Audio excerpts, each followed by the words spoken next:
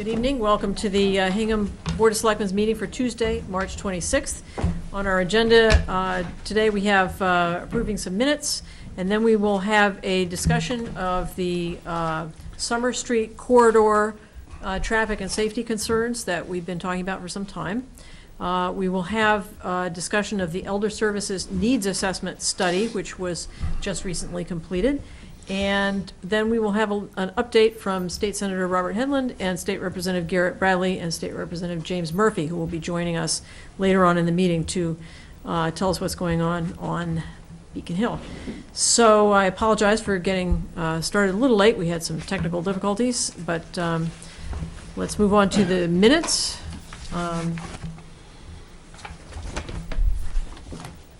Okay, are we ready to approve the minutes? I am.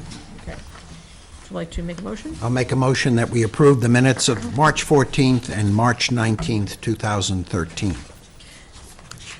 I wasn't here. Oh, for either of them, right. Second, all in favor? Aye. And then we'll move on to the discussion of the Summer Street corridor. Did you want to give a brief introduction to this topic? Or Sure. shall we just? As you know, the board met with the neighborhood group regarding the Summer Street corridor issues and some of the traffic safety concerns. Followed up out of that meeting were requests for state highway audits, which have been made and are in the process of being scheduled. And we, I think, had a great conversation about some of the challenges that are part of this process, and recognize that this is going to take some time for us to get through. And I think that's sort of the overview, Okay. briefly as it is. We'd be joined by, Yes. come on up. Representatives of our community group. If you could just identify yourself for the folks at home. Hi, my name is Deirdre Anderson, and I reside at 31 Old Colony Road in Hingham. We have a secondary driveway onto Summer Street, and I am here on behalf of the Summer Street Neighborhood Group. Some of our neighborhood leaders include myself, and I'll let the other representatives from the neighborhood group that are here introduce themselves, if that's okay. Yeah, that would be great.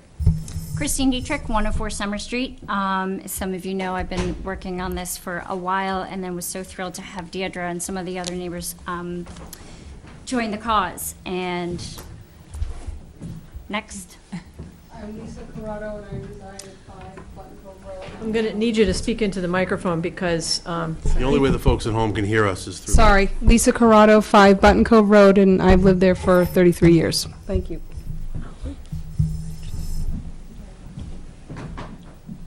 Sure. Good evening, Christina Farron, 5 Martins Cove Lane. 2.5 years in the neighborhood, about 5 in Hingham. Thank you. And another key member of our group is Bob Broker from Barnes Road. Bob and Christina and Roy Girusso, a neighbor who's also here, have done some work previously about Summer Street safety concerns. So why we're here tonight, and shortly with Kristen's miraculous work, we will be putting up, we see it, it's there. You'll see visuals coming up, and we'll also pass these around. The selectmen all have a copy, as well as Ted Alexiadis, of our PowerPoint presentation, which overviews our concerns about the Summer Street corridor. And when we talk about the Summer Street corridor, we are primarily talking about the rotary to the lights at Martins Lane and continuing on Summer Street to 3A. And this street is what we call a very unsafe corridor and a fatality corridor. What prompted us all to action in November was the rollover accident featured here on November 4th at 1:48 in the afternoon. That accident was from a car traveling eastbound. A car traveling eastbound on Summer Street up from the Rotary, crossed the median and hit a car coming westbound from Hull, and caused that car to flip over. And unbelievably, no one was injured in this accident, but it's really was the point where our neighbor Lisa Corrado said enough is enough. We have got to get this done. In the next slide, you'll see that this is just the latest in a long series. In October Is there a of... trick to this?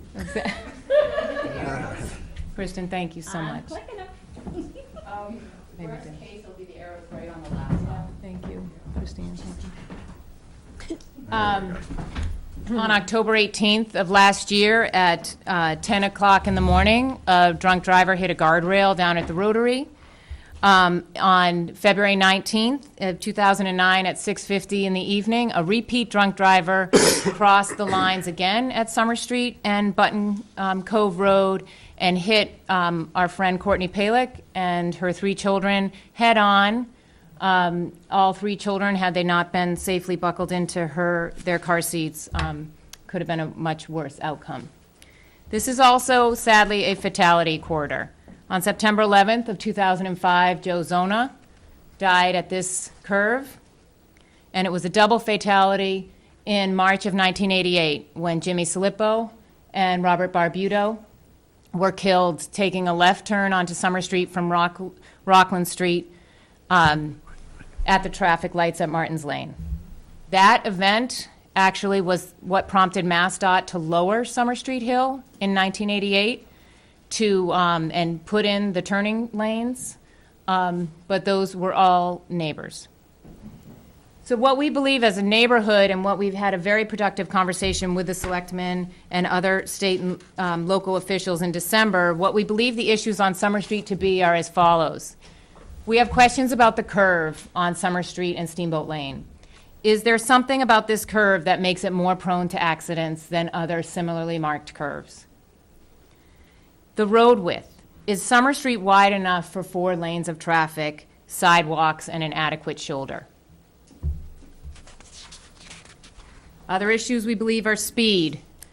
Do motorists follow the clearly marked 35 mile per hour speed limit on this road? And alcohol. If you walk up and down Summer Street, Martins Lane, Rockland Street, there is alcohol, alarming amount of alcohol debris. To dive deeper into some of these problems, that rollover accident we started our presentation with, the impact of that accident caused a tire to jump a 6-foot hedge and land 100 feet away in a neighbor's yard. Summer Street width. I took that photo before our December meeting, about 10 o'clock in the morning, and as you can see, the tires of that Lobster Express truck are on the median. Summer Street sidewalk. This is a photograph looking west down Summer Street from Steamboat Lane to the Rotary. As you see, the light post, the Summer Street sidewalk is compromised by the light post, and it's rarely cleared of leaves and growth in the fall and not plowed in the winter. The latest photos taken by Bob Broker after the February and March storms show that we believe Hingham DPW tried to plow the sidewalk from Button Cove Road to Martins Lane. But if you see on the opposite side of Button Cove Road, the sidewalk is not plowed from Button Cove Road to the Rotary. In the next slide, Bob took this picture looking up from Martins Lane towards from the Rotary to Steamboat Lane, and again, the sidewalk is impassable. That's cutting off pedestrians from public transportation and open space.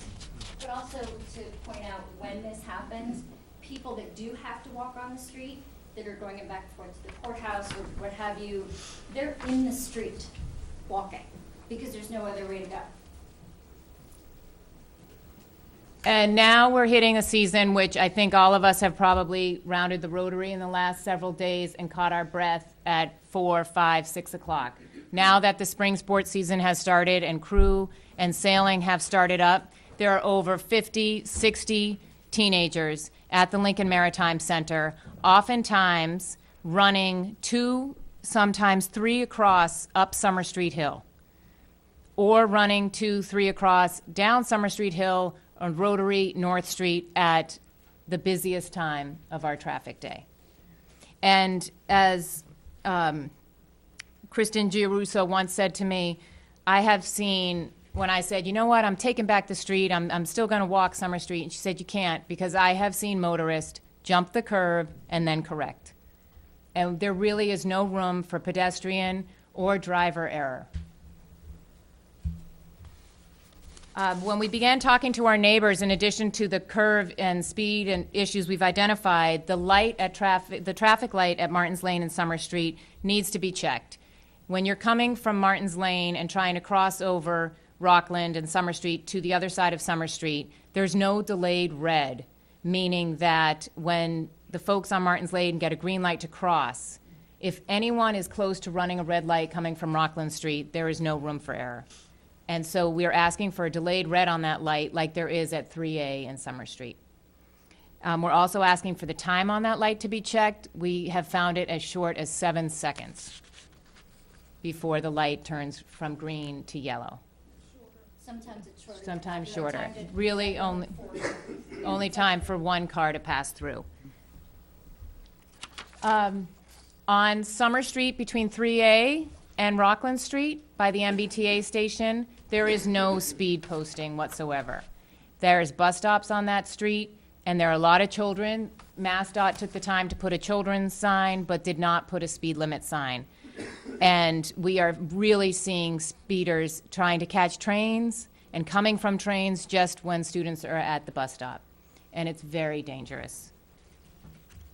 So what action can we take? We have to say throughout this process, the Hingham Police Department, Deputy Chief Olson came to our December meeting. They have been extremely supportive. Hingham Police Department has an active presence on Summer Street Hill. There is a weekly traffic person out there issuing speeding tickets, traffic OUIs, and they are there. So we absolutely feel their support. Hingham DPW did clear the leaves after our December meeting, and I think it was then understood that with that reduction of the hill at Summer Street and Martins Lane, there was some town responsibility for maintenance. But we do feel supported by the police department.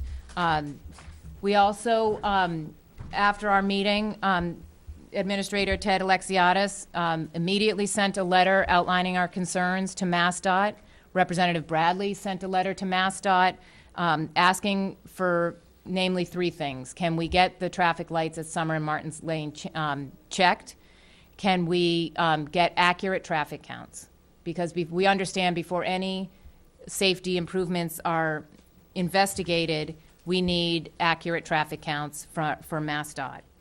And we're not sure at this time whether any one of those people have received a response from MassDOT. So what we're hoping for tonight, and again, we're so grateful, all 3 selectmen were extremely responsive to our December meeting. Most were able to attend our December meeting. We felt the stars had aligned. We had so much support. And we now want to officially be on the record, is it possible for us to possibly have a town task force where our neighborhood efforts can be married with other town committees such as traffic, harbor development, so that we can move more quickly on some much-needed safety improvements to Summer Street. And I think at this point, if it's okay to open up the floor to just allow some of the residents of Summer Street to just give their brief experiences of what it's been like and their histories, so if that's okay. Okay, can we turn the light up so we can see whoever's speaking? Thank you very much for that really very clear and very concise and understandable presentation of what the issues are. I really appreciate that. Yeah, she's done an excellent job. Yeah. She's worked really, really hard. Are there others who would like to share their experience with this? Yes, sir. Just step right to this microphone and say your name and where you live.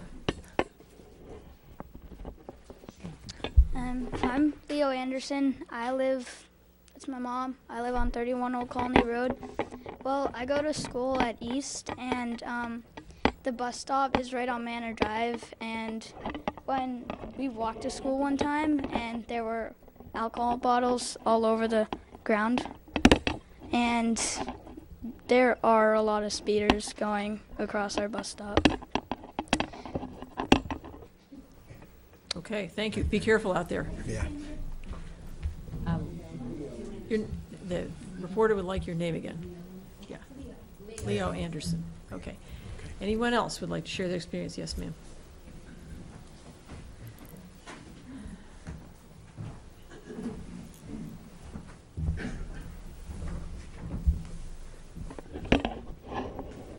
I'm Cindy Heidel, 63 Guilford Road. I've lived in World's End almost 40 years, so I've seen it all from no traffic light through what we have now. And when they first put the traffic light in early on, I couldn't believe that there could be such a short green period to cross that road out of Martin's Lane, because in the wintertime, if there's any snow and ice, you can hardly get across there. So I called somebody in the town. They gave me the name of a state engineer because it's a state road, and I called the state engineer, and he was very surprised, and this was years ago when they first put the light in. He was very surprised that there was such a short time period, and he said, "Oh, we'll get right on it." And they fixed it for a short period of time. You had a little bit longer period. And now it's back to where it was. And I think that whatever the town chooses to do, it needs to be a serious effort, because I don't think the state is taking it very seriously. And I hold my breath every time I have to go across there, and I would rather go to the right and go down and back up 3A if I have to than risk going across there. So there are a lot of problems that I think that drinking and speeding and so forth, those are things that are independent of the road design and the traffic light. But I think that if we make a serious effort, we can at least get the state and other municipalities to take the situation seriously, because there are some things, and particularly for pedestrians, I think it's a horror show. I can't imagine anybody pushing a baby carriage, up and down those sidewalks, because you can't do it. There's no room. A person on crutches, with a not with a walker, but frequently I've come home in the evening and seen people hitchhiking, as they do, out of the circle, and there's either snow or leaves or debris or whatever, and they're walking in the road. And traffic between 5, 6 o'clock in there is pretty heavy, and you have the darkness at night, and those things are dangerous. So I'm not quite sure how much can be done, but with reconfiguring the road, but I think it needs to be taken more seriously than it is. Thank you. Chris, is it Bob here? Bob in there? I'll get it.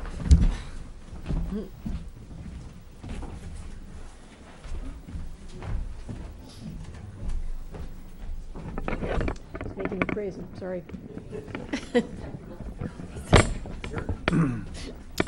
Thank you, Kristen, by the way.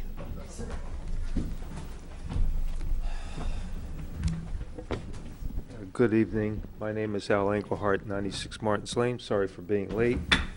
My only realization of this meeting was a sign that I saw about 45 minutes ago. I wasn't attached by email or anything like that. I believe I put my email down, but whatever. There are many problems that Summer Street has, many. I've been here for 35 years. But I just want to mentally prepare all of us for at least the prospect that Summer Street will turn into a 2-lane as opposed to a 4-lane road. I'll just say that before the previous meeting, I went out within a very short time and measured as best I could the sidewalk lengths and the short distance between the street, the sidewalk, and private property. It's very short. It's either 4 lanes and you'll have the existing situation, and it will never change, because people will go very quick, fast down the hill. They go pretty fast up the hill also. If you remember, about maybe 6 years ago, seeing as you would leave Martin's Lane, in my case, making a right going down to the Rotary, the road would ripple. Mm-hmm. And it sort of reminded me of a rug where a lot of kids are playing on the rug, and the rug starts to ripple. Well, the asphalt was literally ripping out from the substrate because so many people came down at very high speeds and then start applying their brakes. And it would literally grip up the asphalt, so you would have these ripples, which are simply corrected, but the same thing will happen again. Going to 2 lanes sounds like unbelievably slow. I don't believe it's as bad as everyone thinks, and I think it has to be considered. Thank you. Thank you. Mr. Giarrusso.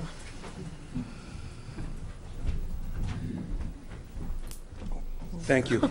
Roy Giarrusso, 2 Button Cove. I've lived in Hingham my entire life. I've lived at 2 Button Cove for, I think it's 12 years now.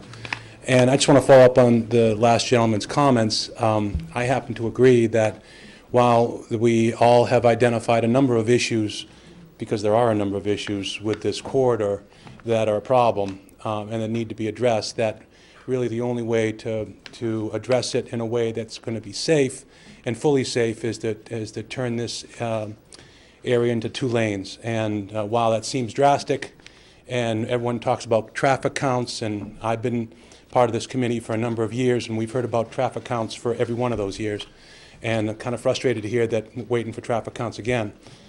We know what the traffic is, and frankly, if for anyone who lives in Hingham and where I grew up at another area of town where there was a lot of dangerous curve at the Bear Cove curve at the Lobster Pound, and it's incredible to me that people are concerned about turning this into 2 lanes when all the traffic that comes off of the hill from both Situate and Cohasset and Hull and is going north on 3A, where people understand how to merge. They merge very safely.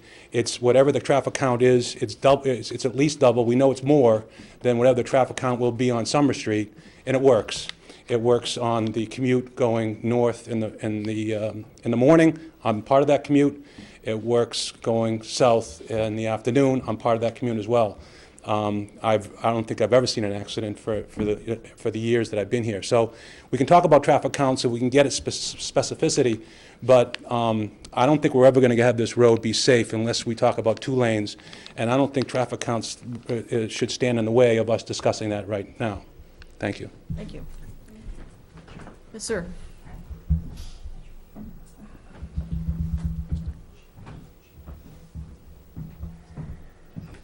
Hi. My name is Bob O'Malley. I live at 77 Summer Street. I've lived there for 5 years now, and I tend to, 3 days a week I walk to the train from Summer Street. I could drive, but I live 10 minutes from the train, and I just can't accept the idea of driving a car 10 minutes, when I have a 10-minute walk. So I know that road very well. I walk it every, 3 times a week. My wife also walks it.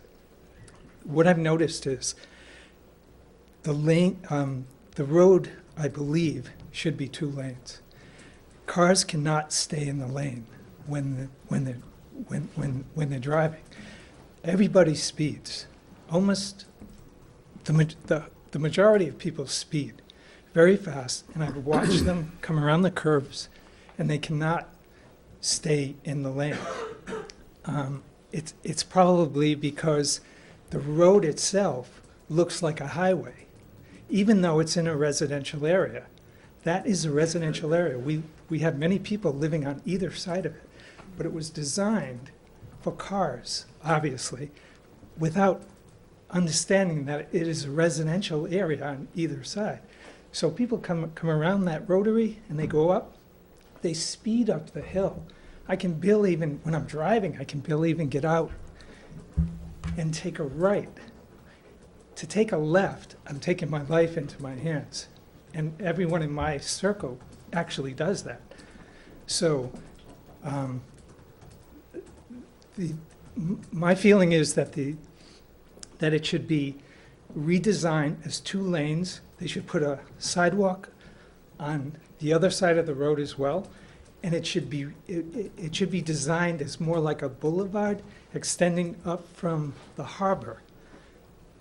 There's actually a park there at the top of the hill. They should design it so there's a gradual kind of boulevard movement through that residential area. Last point I'd like to make is sidewalks. The people on my side of the road, we can't get out of there. We're literally trapped in there. If we come out, we can't really walk, especially in the winter, we can't really walk on the right because it's like this wide and it's a curve.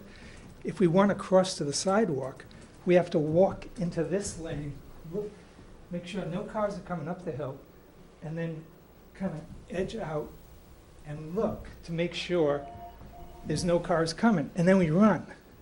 I mean, this is like, you know, when I moved there, I didn't think it would be like this, but that's the only way out.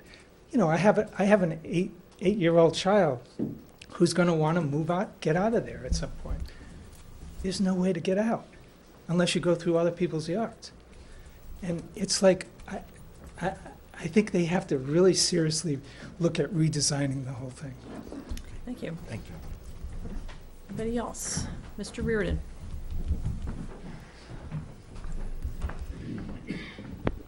See if I can do this. So I don't have to lean down quite so much. My name is Bill Reardon. I live at 9 Steamboat Lane, but I lived starting in 1956 at 110 Summer Street, which is the house on the left-hand side just below the top of the crossing of Summer Street and Martin's Lane, Rockland Street. Since I've lived there and then in Steamboat Lane since, every particularly summer night, there was always the question of, well, when was the accident for the summer or another accident going to occur? This is, in the neighborhood, it's well known. You hear the screeching of brakes. You hear the boom as either cars hit or cars bounce off some stone walls that are going down Summer Street. And then you wait about 3 minutes, and then you hear the sirens. And then often the street is closed down because of cars flipped, or it's a very dangerous roadway. Has been since I moved here. It is somewhat less so because Paragon Park no longer exists. Paragon Park was a great attraction, and it was part of the reason why alcohol was a real issue, particularly after a long, hot day, but this is still true. Nantasket Beach is still an attraction. Long, hot day, the bars are open, people are driving back into the city, into Boston, and they come on very straight, lovely roads, George Washington Boulevard. They come up over the brim of that hill. If they're going a little too fast, the 35-mile-an-hour sign is just not observed. They'll hit that S-turn at 40 or 50 miles an hour, and that's what creates particularly the summer accidents. But I think the other things have been addressed as well. I want to say that I have held off my view in terms of the 2-lane versus 4-lane for many years. I have been concerned that if we narrowed to 2-lane, we would have this incredible parking lot from the Rotary to Martin's Lane at least, and maybe halfway over the hill and down to Muzzie's Corner. But I think the point has been made. I was interested, our other hearing, we heard from the state that the reason why this is 4 lanes is the Nike base, which when I moved to Hingham was still there. It is now called some residential area in Hull. It's a point. The point is there is no Nike base. It was a national defense issue, and from Hull to Boston needed to be 4 lanes. I think Mr. Giarrusso has pointed out that at the Lobster Pound, because I think we no longer have a national emergency type kind of issue, the decision was made to narrow it to 2 lanes for a short time, and I would agree with him, coming both ways. That, by the way, used to be a very dangerous corner with lots of accidents, and there have not, to my recollection, been as many. So this is one 50-plus year resident of this neighborhood who has long held out that, you know, we ought to stick with the 4 lanes because I needed to get out of my driveway or out of Steamboat Lane. But I've changed my mind. And I think that the right answer, and perhaps the better answer, as Deirdre has so articulately pointed out, if we were to do this in conjunction with a number of other things that are planned for the harbor, for Lincoln Maritime, for the Rotary, which becomes a T perhaps, and a light, and all of that. And you heard from others about concerns about the light, that people will rush down that hill in order to beat the yellow light. So I think this needs to be thought about very carefully, but I must say I've finally come down on the side of, I think we really do need to think about kind of re-engineering from the intersection of Martins Lane, Rockland Street, Summer Street, down to the Rotary as a matter of public safety. Thank you. Thank you. Anybody else? Yes. Uh-oh. Good for you. Good work. Oh, All right. there we go. My name is Susie Anderson, and I live with my mom and my brother at 31 Old Colony Road. And when we were going down to our bus stop, one morning we saw a big car crash, but the car wasn't there, but all around near the sidewalk there was a lot of glass from the window and stuff like that. Thank you. I think, is that your handsome dad sitting over there too? Okay, comments, questions? No, I think the comments we have heard this, and as time goes on, obviously we're not making as much progress as we all would have hoped. Ted has some information, but he stepped out for the moment. But clearly this is an important issue for us, and I think what Bill just said in terms of a composite view in fixing the issue is something we need to get addressed. You recognize that we're dealing with the Commonwealth of Massachusetts, and it's no longer 1635, but it's an issue that we really have to ratchet up, I think, as we have. And now that you're back, Mr. Town Administrator, you could tell us your conversations that followed up from our December meeting with the state that the public might be interested in hearing. Well, the state has committed to the traffic safety audits, as you saw in the letter. I don't know what the status is of them, although I would suspect that they probably chose not to use February and March as the days to do that.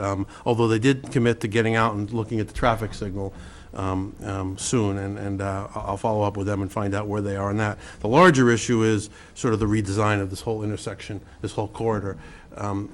We have identified the Derby Street corridor as our primary focus with the Mass Highway. In order to move through their funding schedules, they require us to identify one area in the community that's your priority.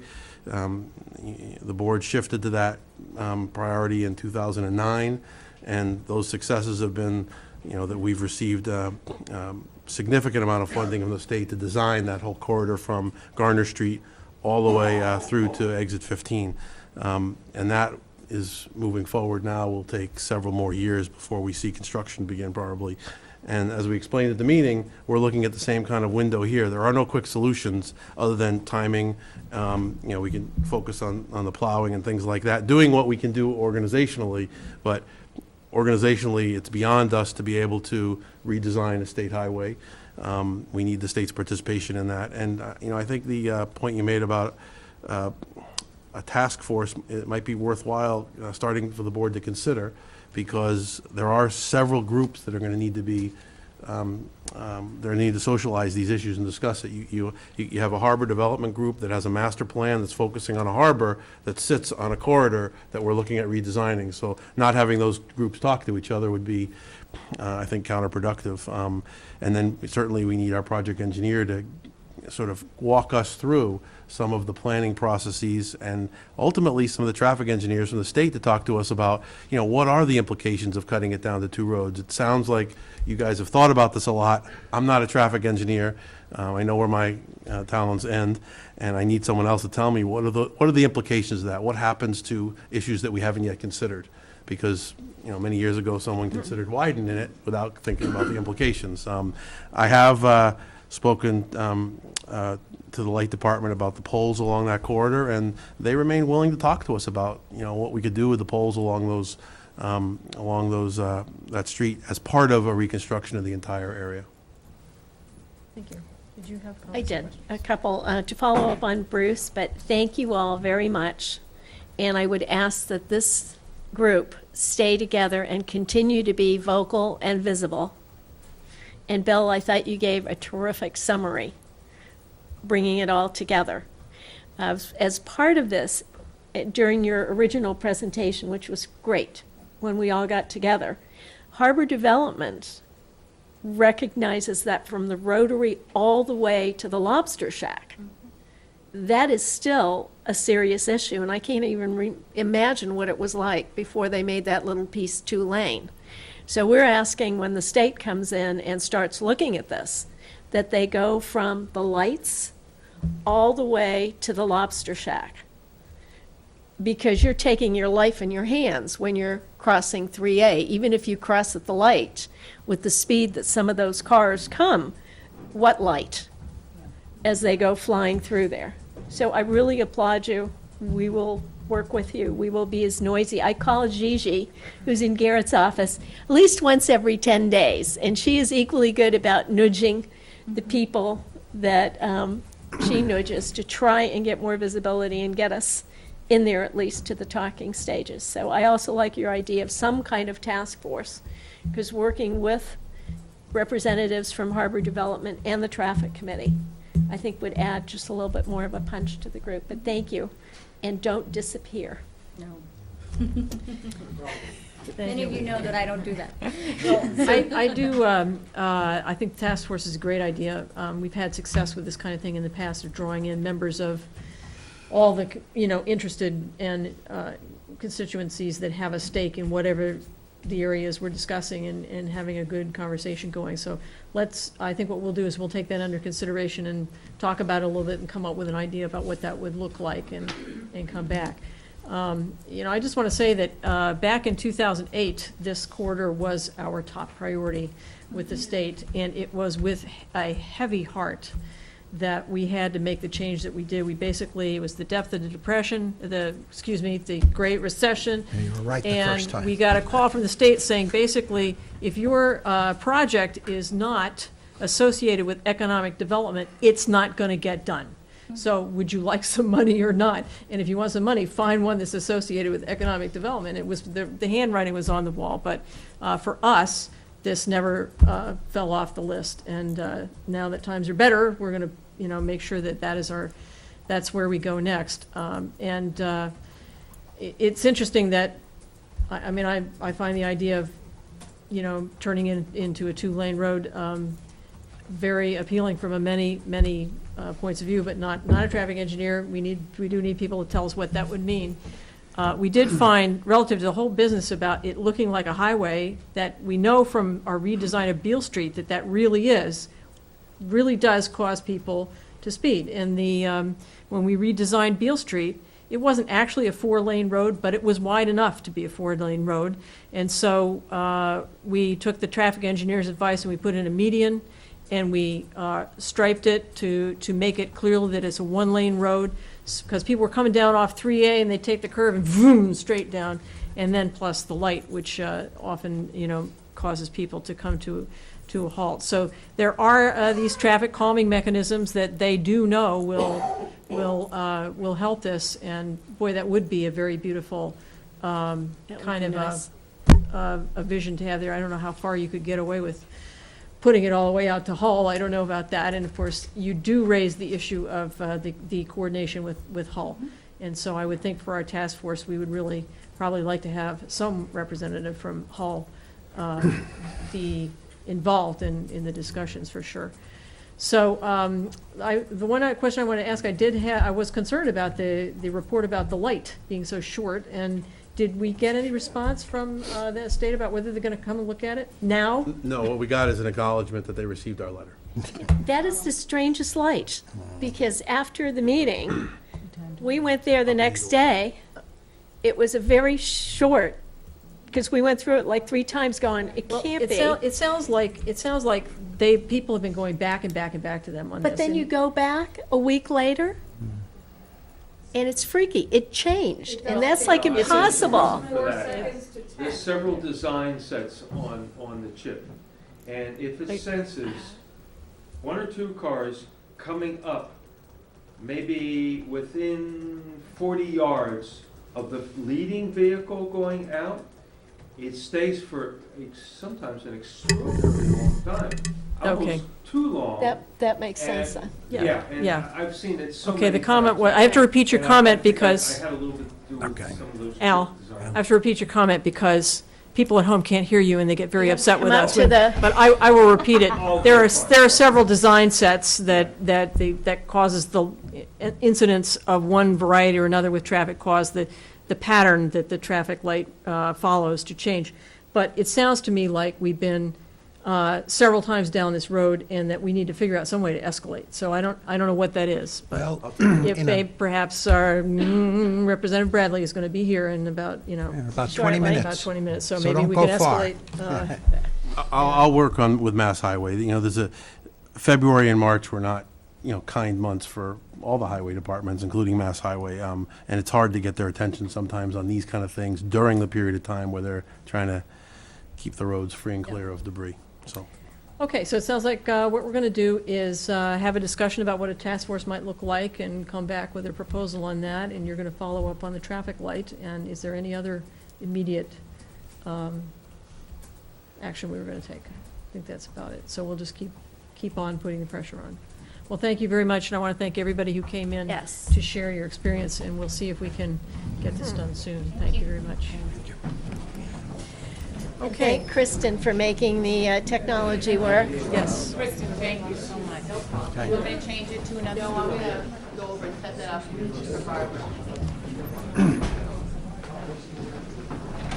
Okay, the next item on our agenda is the discussion of the Elder Services Needs Assessment Study.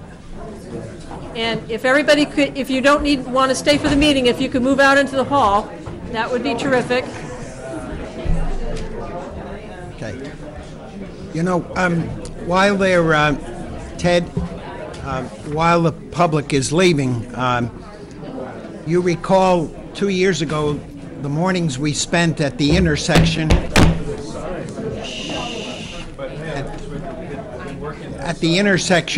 leading to Crow Point. Yes. Which is, could be impacted. Al? Al? Could you take it outside, please? I'm sorry, it's That's just all the right. people at home won't be able to hear anything. Right. Okay, go All right, ahead. I'm sorry. While the people are leaving, I just wanted to remind us that at the other end, beyond the Lobster Pound, is an issue on the road leading to Crow Point. And that is also a serious traffic problem involving the state as well. So the impacts of this, whatever change we make, could be impactful for a further distance, and I just want to keep that on our radar. Okay. Okay. So that was all. Okay, thank you. Okay, thank you. And I am sorry we are running late. I'd like to welcome our Elder Services Director and the Chair of the, are you going to come up, the board? Chairman of the board? Okay. She's going to sit out there? Unless you want to talk to me about something. All right. Okay.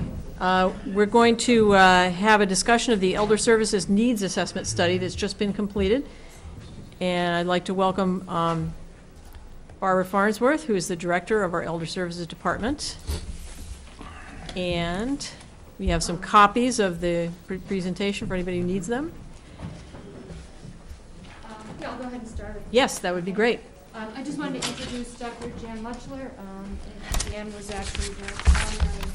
Could you sit down so people can hear you at home? Jan was the primary leader with the needs assessment, and a student, Caitlin Coyle, who is a PhD candidate, worked with Jan on the study. So in the interest of time, I'll turn it right over. Okay. And I'm sure everybody knows Chris Ann Gregoire, Chair of the Council on Aging. Okay, great. It's good to be here. Can this Yeah, pick me just up pull okay? that on, Pull that pull that on closer. over Yeah, closer. there you go. Okay, very Great. good. All right, well, I'm happy to be here and talk with you about the needs assessment that we conducted for Hingham. I am here from the Gerontology Department and Institute at UMass Boston.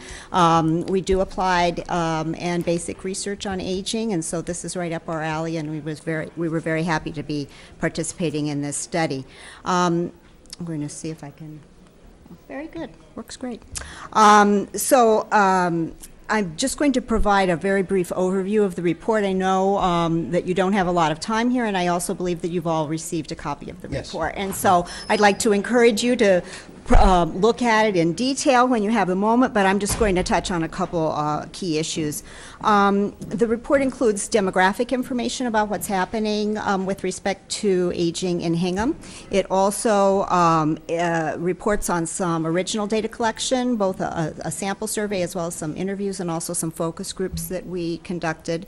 And it also includes our reflections on what all of this means. Starting initially with the demographic information, I think the main point is that Hingham's older population is large and it's growing. In 2010, more than 1/4 of Hingham's population was age 60 and older, and as well, almost an additional quarter was age 45 to 59, the group that we're calling the boomers, even though technically they don't fall exactly in the boomer age range.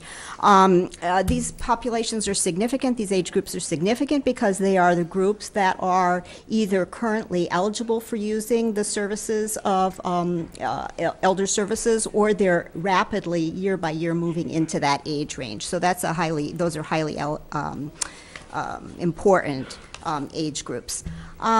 Between 2000 and 2010, those groups also grew fairly rapidly, especially the age 60 to 79 age group, which grew by 40%, and the age 80 and over population, which grew by more than 100%, so more than doubled in Hingham in 10 years. So that's a very significant change, and it's certainly the case that those age groups are growing more rapidly than the population at large in Hingham.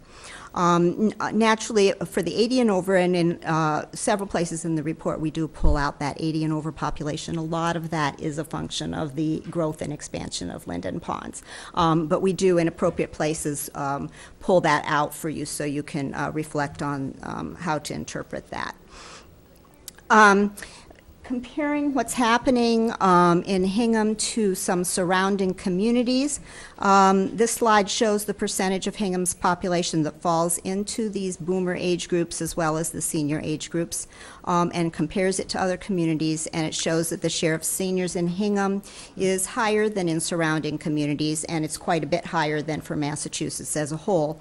By and large, the communities are more similar with respect to the share of boomers in the communities. But across the board, large groups of the populations in all of these communities are going to be moving into their senior years over the next 10 to 15 years. When we look at these age segments in terms of their growth, we can see that for Hingham, the growth of seniors was substantial and was substantially higher than is the case in the surrounding communities. So between 2000 and 2010, the number of Hingham residents age 60 and older increased by 55%, which was more than twice the rate of growth for the comparison communities that we show here. And again, much, but certainly not all of that growth is due to the buildup of Linden Ponds. Okay, so that's sort of demographic background. There's additional demographic background from these Census Bureau-based data sources in the report.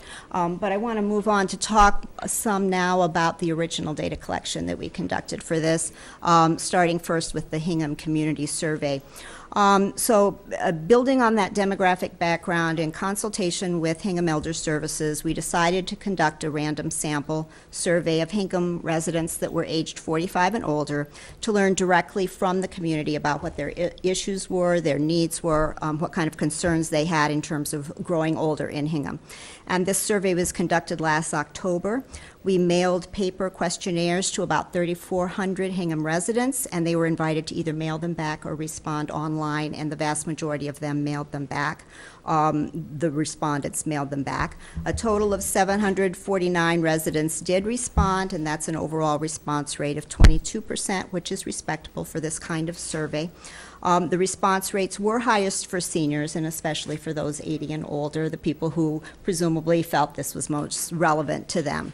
An important observation before moving on to talk about the results of that survey is just to sort of put in context the fact that 30% of the boomers and over 50% of the seniors reported that they'd lived in Hingham for 25 years or more. So they were long-duration residents. And virtually all of them told us that they had a very high commitment to aging in place. They wanted to stay here. So on the one hand, they were telling us a number of concerns that they had about staying in place, but they were also saying that this was really important to them to stay in place. So we questioned, in the survey, we questioned respondents about a number of different issues, and again, you can review that when you have the time, but I'm just going to report on a couple themes that were particularly important, we thought. First, we asked them about which of the programs currently offered by Hingham Elder Services were important to them. And all of the programs that we asked about were rated as very or somewhat important by at least half of the respondents. And these breakdowns are for those 45 and over, so it's for all of the respondents, whatever their age was. The report does parcel it out by the seniors and the boomers, and we found that the support for the programs was typically even higher among boomers than it was for seniors. So the greatest support was received by recreation and culture, fitness programs, professional services. Transportation was also very high, and these services align very well with the current usage patterns for the programs that are offered by Hingham Elder Services. So those are also very popular programs among those that are currently offered. Now, the additional themes that I'm going to talk about this evening include these three, which are transportation, caregiving, cost of living, and concerns about the future. These are places where Hingham Elder Services either currently provides important services or can play important leadership roles in the community looking ahead. Starting first with transportation. As you know, transportation and driving are issues of concern to a lot of seniors, and they're in the news all the time, and they're of significant concerns to communities in general. Transportation is an especially big issue for communities like Hingham, where public transportation is not widely available, and it's also really not part of the culture to be relying on public transportation, whereas people who grew up and lived their whole lives in Boston, for instance, it might be a more familiar means of transportation. This chart shows that well over 90% of the respondents to the community survey report that they do drive and that that's their primary means of transportation, but that share drops off among those in their 80s, and 60% of those age 85 and over report that they drive. So you do see some dropping off, but not until really among the oldest respondents to the survey. We do see, however, we asked also about people modifying their driving behavior as they got older. So even if someone routinely drives himself or herself, modifications to driving behavior are very common in older age. And among the Hingham respondents, those who, 17% of the boomers and 47% of the seniors report that they modify their driving to some extent. And a very large share of those 80 and over reported making some modifications to their driving behavior. And the modifications reported were things like avoiding driving at night, avoiding driving long distance or on the highway, avoiding left-hand turns. Maybe you heard some about that a moment ago. I'm thinking, having sat outside, avoiding driving in unfamiliar areas, things of that sort. So very common things, and as people get older, they start avoiding those kinds of activities, which is a smart thing to do. We also asked drivers what they would do if they couldn't drive in the future. Given that most of them drive, and that's primarily how they get around, what would they do if they couldn't drive? How would they meet their transportation needs? And the most common strategy, not surprisingly, would be that they turn to a spouse or to their children to help them get around. However, the next most common strategies that were named would be 49% people reporting that they would use Hingham Elder Services transportation. And that's about the same number who would turn to their friends or neighbors. So it really is fairly quickly, once you get beyond that immediate pool of your spouse, your children, people turn to either friends or neighbors or Hingham Elder Services. So this is a familiar opportunity for people to get around, and it's something that people report that they would in fact turn to if they couldn't drive. In another part of the questionnaire, we had open-ended questions about what concerns you about getting older in Hingham. And as I'll talk about in a minute, economic issues were the biggest concern, but the next biggest concern was transportation. So this really is very much on people's minds when they think about what's with getting older in Hingham. They're thinking about transportation fairly readily. So this is an important issue for them. So when you pull together all of the information about transportation that we heard about, it's important to note that people are reporting transportation as a concern that they're thinking about, that's on their minds when they think about aging in place in Hingham. Driving is very common, even in later life, but it does drop off in older age. More frequently, driving becomes modified with age, and many of today's drivers expect that they will turn to Hingham Elder Services for transportation support if they couldn't drive in the future. So that whole cluster of information strongly points to transportation as an important issue and something that likely Elder Services is going to have to be dealing with a lot in the future. Another issue that is very important for seniors and really more broadly for families in Hingham is caregiving issues. As you probably know, despite all the news about how much long-term care costs the government, the vast majority of caregiving is provided by families, and it's unpaid, and it takes a toll on family members. We asked Hingham respondents if they were currently providing unpaid care to a disabled, ill, or elderly spouse, relative, or friend, and nearly 20% of the boomers and 14% of the seniors reported that they did, in fact, provide this type of care. An important segment of the individuals, a group approaching half of the caregiving boomers, of these people were caring for someone with dementia, and that can be particularly time-consuming, particularly stressful. We asked respondents who were providing care for someone how difficult it was to provide this support while also meeting their other responsibilities, and more than a third of seniors and two-thirds of boomers told us that it was very or somewhat difficult to meet those demands. So caregiving support in the form of support groups or respite care or educational programs is clearly another need in a place where Elder Services can continue to provide leadership in Hingham. The third issue that we heard a lot about related to these economic concerns. In Hingham, as elsewhere, other communities, older residents have fewer financial resources than younger adults do. Here I'm showing some information from the American Community Survey, which is a Census Bureau product. It suggests that in Hingham, householders age 65 and older have incomes that are considerably less than younger householders.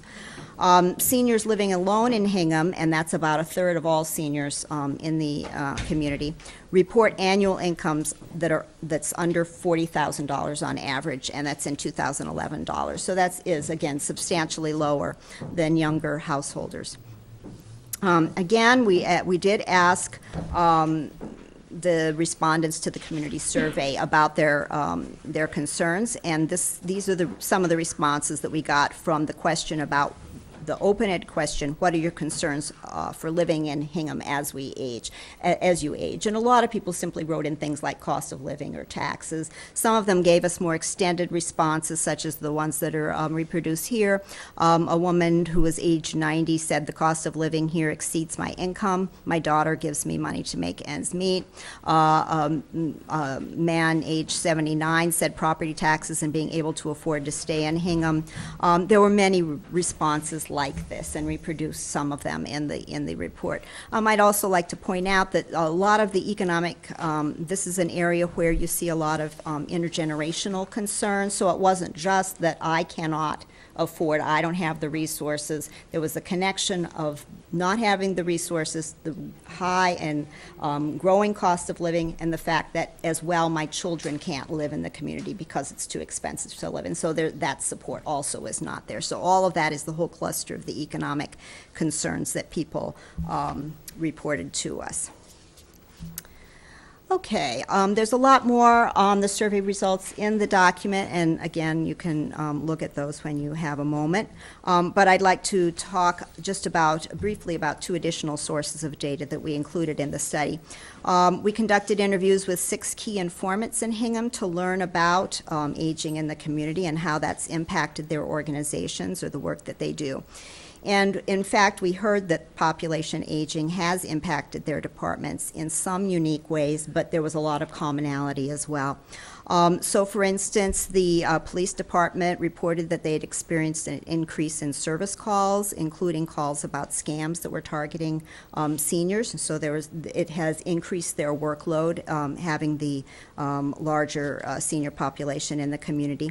The fire department talked about the growth in EMS calls and some calls associated with falling having increased as well. So all of the people I talked with had stories like that, ways in which the aging of the community had impacted the work that they do and the way they think about the work that they do. Several of the informants noted very close working relationships with staff at the senior center. It's clear that there's a lot of working together, a lot of sharing of information and resources. They rely on one another. It seemed to be a very valued and successful working relationship. Everyone acknowledged points of economic insecurity among older residents and saw that as an issue for seniors in the community. These economic challenges, when they're coupled with the transportation challenges, often lead to difficulty in obtaining other services and supports that they need, such as inability to get to medical services, inability to access things like the food pantry. So again, that economic and transportation cluster can serve as a barrier to accessing things that are even already available to help seniors in the community. All of the key informants reported that they're committed to meeting the needs of the aging population. They seem to have really great communication with one another. It was actually kind of impressive, to be honest, to how well people work together and how much they relied on each other. Okay. We also had 2 focus groups. The focus groups were composed of representatives from community organizations and also members of the community. The groups were held following the other forms of data collection as we were reviewing the other results and we were drawing our conclusions. The first focus group was composed of representatives of community organizations, and they reported, again, very positive relationships with Hingham Department of Elder Services, and they affirmed the importance of transportation and caregiving and affordable housing as key themes for seniors in the community. The group composed of community members also highlighted the challenge associated with transportation for seniors, both within Hingham and outside of Hingham. One of the important issues is the fact that a lot of older residents in Hingham have medical facilities that they use and rely on and have for many years that are in Boston. And so not being able to get to those medical facilities is a big challenge. So that was one of the issues that group came up with. And they also talked about opportunities for marketing senior center services more broadly. Okay, so I'm just going to wrap up now with a little bit of a summary to highlight the rapid growth of the older adult population in Hingham. It's large, it's growing, it's going to continue. So really right now is the time when there is an opportunity to plan ahead because those baby boomers are moving into the senior population very rapidly. The boomers and seniors in Hingham that we surveyed, that we heard from, they report a very strong commitment to remaining in Hingham as they age. It's likely that senior center participation rates are going to increase. It's likely that there's going to be increased demands on Hingham Elder Services in the near future. We did hear from the residents, the people who already use the services, that space and parking availability are often insufficient or not appropriate for their needs. Given that, it's likely that the capacity of the senior center may be stretched beyond its limits fairly soon. So some of the recommendations that we can offer you is clearly transportation is an issue. You might consider expanding options for senior transportation, both for medical and non-medical transportation, both within Hingham and as well to especially medical facilities outside of Hingham.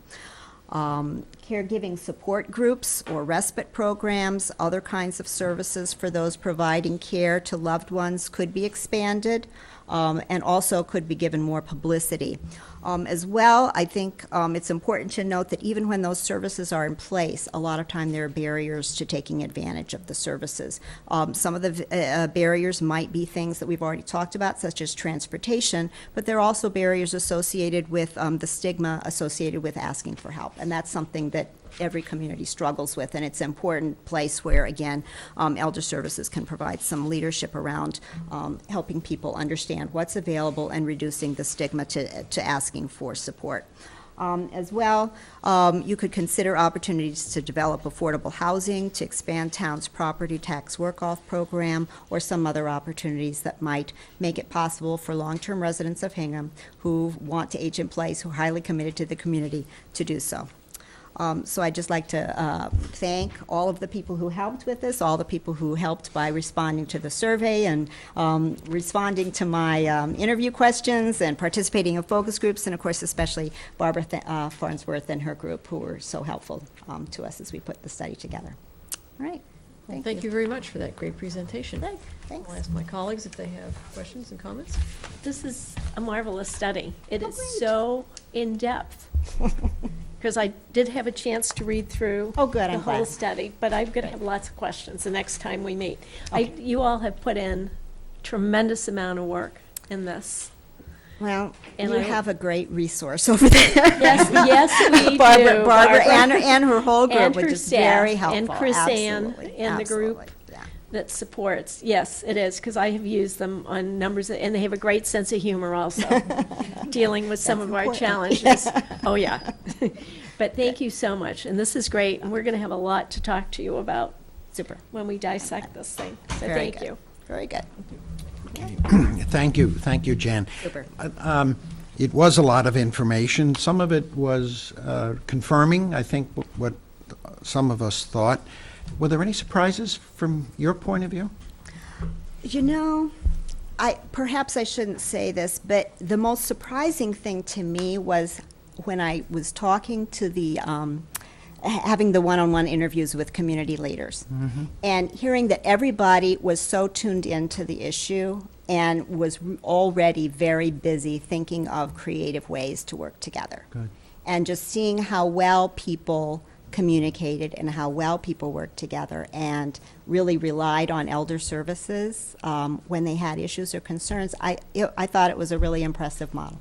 Well, that's nice to hear, and that's a credit to the person sitting to your right. Well, So that- Absolutely. very good. so that's okay, we'll talk to Ted about your performance. The interesting thing for me was the transportation issue. Now, we just spent all this money putting Greenbush in, and we know there's an issue getting people there. Getting to the stations, for example? Did that come up in any of the interviews? It didn't. I mean, there was some mention of Greenbush, and it seemed like there were clearly some individuals who were using it. But Okay. again, I think one of the challenges in these smaller South Shore communities is that even though those opportunities are there, they're really not familiar. And they're not forms of transportation that people have been accustomed to using. Okay, And and so that to gets at all you. of a sudden, you're 70 and you're going to get on the train, it just doesn't, it's a tough sell. So I think perhaps more could be done around that in terms of Good. using existing forms of But public you mentioned that in the getting not only around Hingham, but getting to Boston. And that's Exactly. the connection that we need to. Exactly. Yeah, one of the, to your point on the Greenbush and the mass transit, it's not only getting them there and then getting them on the conveyance, but when they get to the other end. That's right. That's We a may good have the point. services, but you get to the other end, and if there's problems, which there are with mass transit, and they end up with detours, you end up with very confused people and very insecure people. So I'm pretty sure the financial district is not where they're going. Probably not. That was in And slide 2. probably not Wasn't that in slide the 2, rock Laura? concerts at the pavilion. Yeah. Well, and I also think some of it's physical issues that, mass transit's there, but if you're physically challenged or have any That's right. health problems, it's difficult to use. It is. Okay, no, I'm fine, thank you. There is more. I just have one question that, for now, which is, when you refer to aging in place, does that mean aging in the place where people are now? Or does that encompass moving into some other kind of housing in the community? That is such a great question. It's something that the literature is not clear on, because a lot of people, when they use that phrase, they really are talking about remaining in the family home forevermore. And while that is that's a great goal, and a lot of times that might be the ideal, sometimes it's just not practical. And so, but it's very clear that if people cannot literally stay in their same home, they very much want to stay in the same community. So I think that we really do need to think a little bit more broadly about aging in place, that we're really talking about people who this is where their networks are, this is their home, and they want to stay here. Well, one of the reasons that I ask is that it really does bring up the question of affordable housing for seniors. And we had just been through a recession, during which time I sit on the Hingham Affordable Housing Trust. And one of the things that the state saw during that recession was that it was very hard to sell units, condominiums or whatnot, on this. That were restricted to seniors, and we may be coming out of that period and into a time where it is once again financially feasible to build age-restricted communities. That would be appropriate for the people who can no longer stay in their family home. Not everybody wants to live in an age-restricted community. Right. Some people would like to hear the kids in the next Right.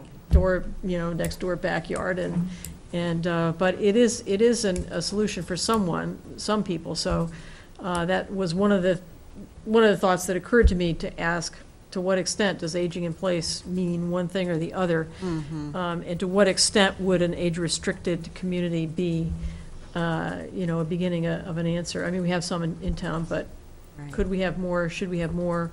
That's a question is raised by this that we could consider. But the thing that was most impressive is, as Bruce said, how many times the term transportation comes up in this discussion. That's clearly, I mean, there are a lot of concerns, but that seems to be huge. And I've mentioned this because I've mentioned it before. At this town, we have a lot of standing committees related to all areas of what goes on in this town. We have a Harbor Development Committee, we have the Hingham Development Industrial Commission, we have the Energy Action Committee, we have the Country Club Committee, we have, you name it. We do not have a Transportation Committee. We have a Traffic Committee, which is very different. We have a committee that decides whether to put stop signs in or not, and that sort of thing. But in terms of transportation policy, which is what this goes to, thinking about the big picture for the next 25 years, how is our demographics going to change? Where are the people in town going to want to get to and from? And what kinds of transportation imagination could we use to answer those issues? We don't really have that function happening in our town. And I've suggested a couple of times in the past, just kicking the idea around, that we should have such a committee of concerned citizens who might put their attention just on that. We're really good at that in Hingham, is finding people with talents and experience to help in whatever given area we need it. And this could really possibly be the kickoff for that, because whatever you do, you would want the solution for seniors to be integrated into some kind of a bigger picture and a bigger plan for transportation, and we really don't have a transportation plan. So that's one of the things that we could think about going forward in the future. So those are my comments for now. This is the beginning of a big, long conversation that I'm looking forward to having in the community. Is there anybody out there who would like to comment or make questions? Yes, sir.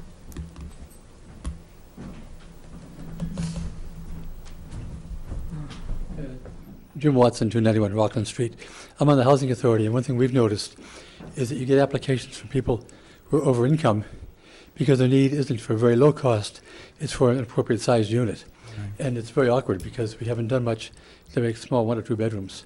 So I think the issue isn't so much age restricted as it is size. It might be a beginner house, it might be an ending house, but get something built like the ones that the trust is doing at the Amico site. So that's all. It's not always cost. Sometimes it's not that the only thing you have is something that's much bigger than you need. Yeah. Okay. Thank you. That makes sense. Yeah. Anybody else? Well, thank you very much. I really appreciate this great presentation and getting the ball rolling here, talking about the future. Thank you very much. And I am sorry to keep our legislative group waiting. Please join us, Representative Bradley, Senator Headland. My apologies. We had many very good discussions this evening and took up a lot of time. But welcome. Thank you very much. We appreciate the opportunity to come before you. We will be brief and then take any questions that you have. As you know, we come here on a annual basis to talk to you after the budget gets rolled out. First, before I give a little overview, and then I know the Senator will jump on. Congratulations to the town on the purchase of the land for the wastewater treatment plant. And We haven't bought it yet? Well, I hope you do. I think the price is very good, and I congratulate you on putting that deal together so far. I also want to just let you know, Ted and I have dealt together now for a while on several issues, and I don't usually plug him in public, but I want to let you know he's doing a great job, and it's the information back and forth for municipal issues and state issues, I don't think has been better for a long time, and he's been doing great, so. So on the issues, and we deal with several town managers, not to cast aspersions on any others, but you do compare and contrast from time to time. But today we wanted to talk a little bit about the governor's budget, which he rolled out on January 23rd, which was $34.8 billion budget, which is about a 7% increase over last year. The budget does utilize a couple things. First off, about $220 million of our stabilization fund. That would leave the balance at just over $1 billion. One of the things we wanted to come here tonight to talk about, which is a little different than in years past, the governor's budget relies on $1.9 billion in new revenue, new taxes.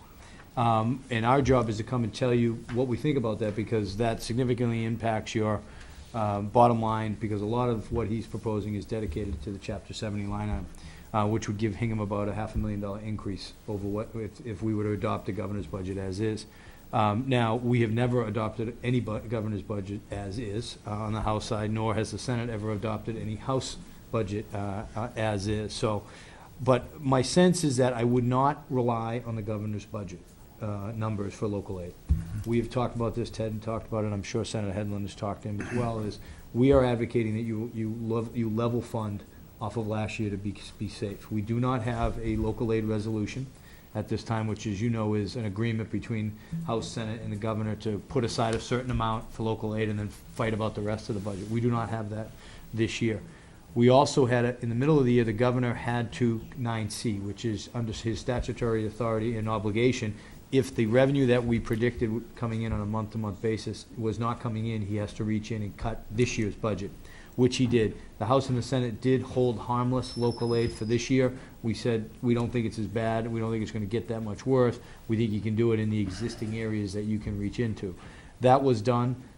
We are now about $300 million over the revised lower estimate for the balance of the year. We do, as you know, we do have April, which unpredictable month with tax returns coming in, May and June to get through. So we are hoping to end the year without a deficit off of the new number. So then moving forward, the question is, okay, what are we going to do in the next year's budget?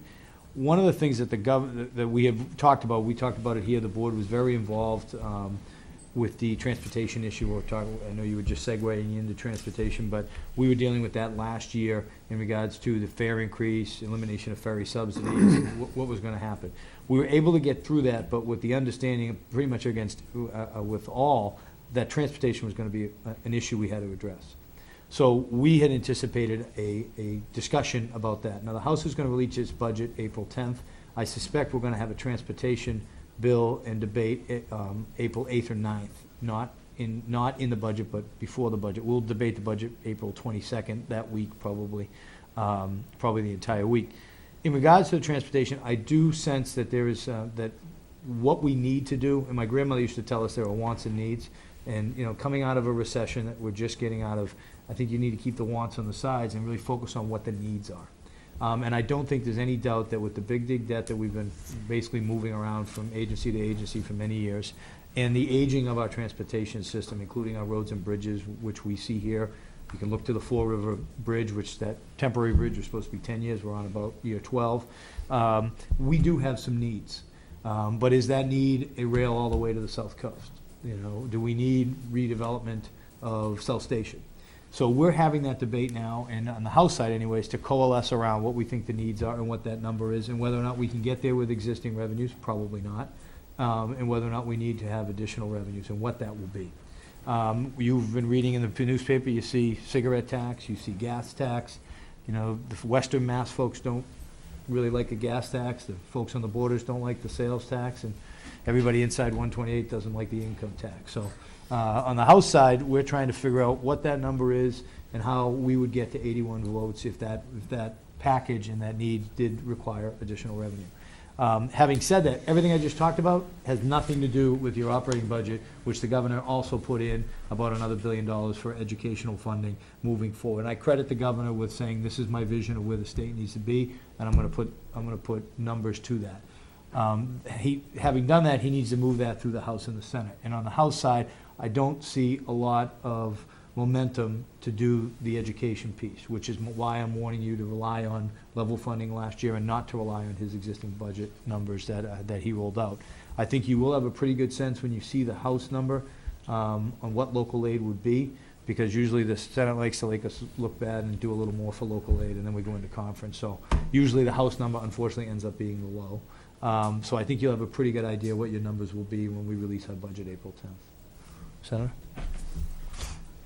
Let that last comment. Yeah, I know, I was waiting for you. I didn't give you a lot of leeway to think of something. Well, the Senate does have an advantage in that when we take up the budget, we have a clearer revenue picture. And I think if you look at recent years, our revenue projections have been a little bit more realistic than the House's. So and that's facts, so just to set the record straight there. Garrett's right in suggesting that it would be wise to prepare for level funding. I wouldn't get your hopes up on the governor's proposal. From what I can see thus far, the mood amongst, when I say my colleagues, I'll mention both sides of the aisle. The appetite doesn't seem to be there to embrace the governor's plan. We sat through last week on the Transportation Committee the hearing on the transportation portion of the governor's budget, and there were a lot of alternatives floated, which of course wouldn't impact the situation with the education funding. But for instance, Mass Taxpayers Foundation was very critical of the governor's plan. They offered up an alternative that was closer to about $800 million, different sources of revenue than what the governor proposes, with specific suggestions on where that, within the transportation realm, the money should go. Probably a little more realistic than what the governor's put forward. The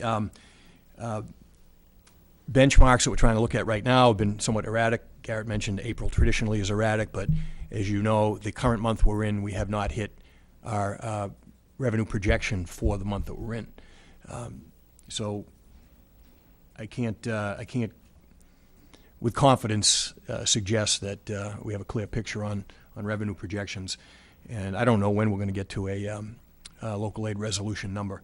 There hasn't been any discussion thus far. And we're out of the gate, I will say this, we're out of the gate extremely slowly, probably slower than any time I've been on Beacon Hill in terms of our pace this year, legislatively speaking.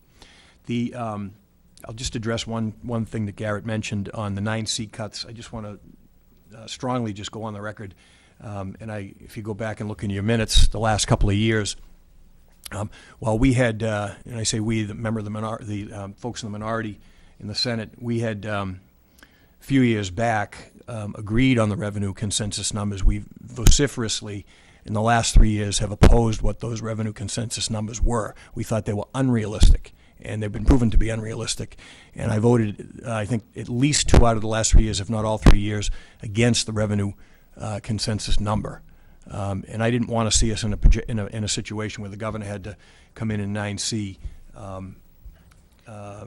mid-year, which leaves you guys in a tough position. And I felt we were setting the stage for that to happen, and that is what happened. And I don't know, we can save some of the stuff for questions, but yesterday we had the hearing on the Chapter 90, which I know is of great interest to the community. In the governor's transportation plan, there is an increase, in the governor's transportation bond bill that was filed recently, which we had the hearing on yesterday. There's an increase of $100 million up to $300 million now for Chapter 90. It's a priority I agree with. The problem is we've got bond indebtedness issues that have to be addressed. It was noted after the hearing yesterday, and I found it quite interesting, that as we know, Massachusetts has the highest per capita indebtedness of any state in the country right now. And we passed legislation fairly recently that created a commission to review our indebtedness, to make recommendations on how we address that indebtedness moving forward. Also, statutorily, we have in place a law that limits how much more debt we can take on, which nobody seemed to realize when the bill was filed. And that was pointed out after. So we may have problems with that $300 million if we don't address and somehow prioritize all of this new indebtedness that the governor's plan calls for, both in his budget and in his bond bill. There is actual bonding that's spread out over 40 years in this bill, which is something that is almost of an unprecedented nature. So I think this is going to get a lot of scrutiny. I hope that the Chapter 90 monies are not held hostage to that discussion. Last year we had I think you didn't see your funds, or you were able to utilize your funds. I forget the procedural and mechanical aspects of it, but I don't think you could touch that money or at least award contracts till last August, if memory serves me correct. And I served on that conference committee that was held up and held up and held up. And the Chapter 90 money was held hostage to very, very minuscule issues. These are big issues that have the potential to hold it up this year. So there is a move afoot to see the Chapter 90 portion of this broken off. And if we do that, I'm guessing it probably wouldn't be the $300 million. It probably would be at a level funded amount, and we would come back and revisit the additional $100 million later if we can address some of these other indebtedness issues in this bond bill. So that's the short version on Chapter 90. And we can get into any other aspects of the governor's plan if you wish. Okay. Oh, it's my turn. Yeah, it's your turn. Okay. I'm curious, Bob, you made reference to the indebtedness question. Could you tell us more about that? Tell the public more about that? Well, there's a concern about the state's indebtedness, and I can't remember the year the vehicle was put forward, but it actually nobody raised this at the hearing until the Senate chair of the long-term debt. We changed the name of a couple committees, the long-term debt and bonding capital expenditure committee, and pointed this out and kind of put the brakes on all of the excitement about all this spending. A lot of times when you have a spending bill before you, there's a lot of excitement about where the money's going to go, and people aren't looking at the other side of the equation.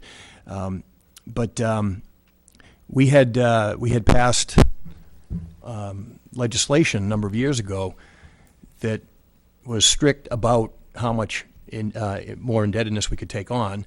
We operate with, as you know, a $2 billion bond cap to try to meet and stay within the parameters of what's spelled out in the statute.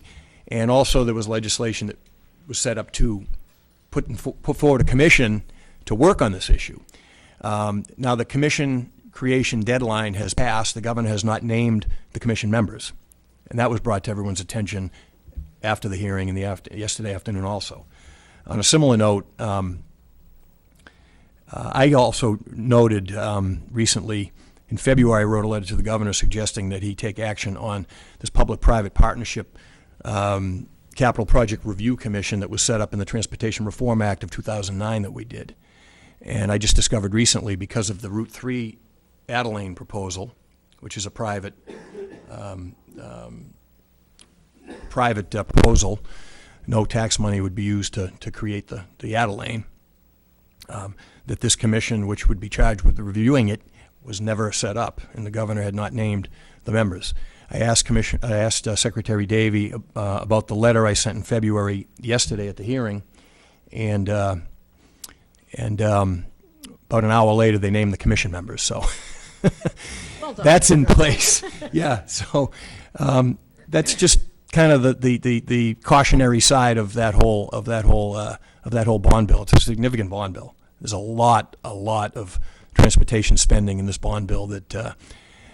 Personally, I don't think some of it makes a lot of sense, to be honest with you.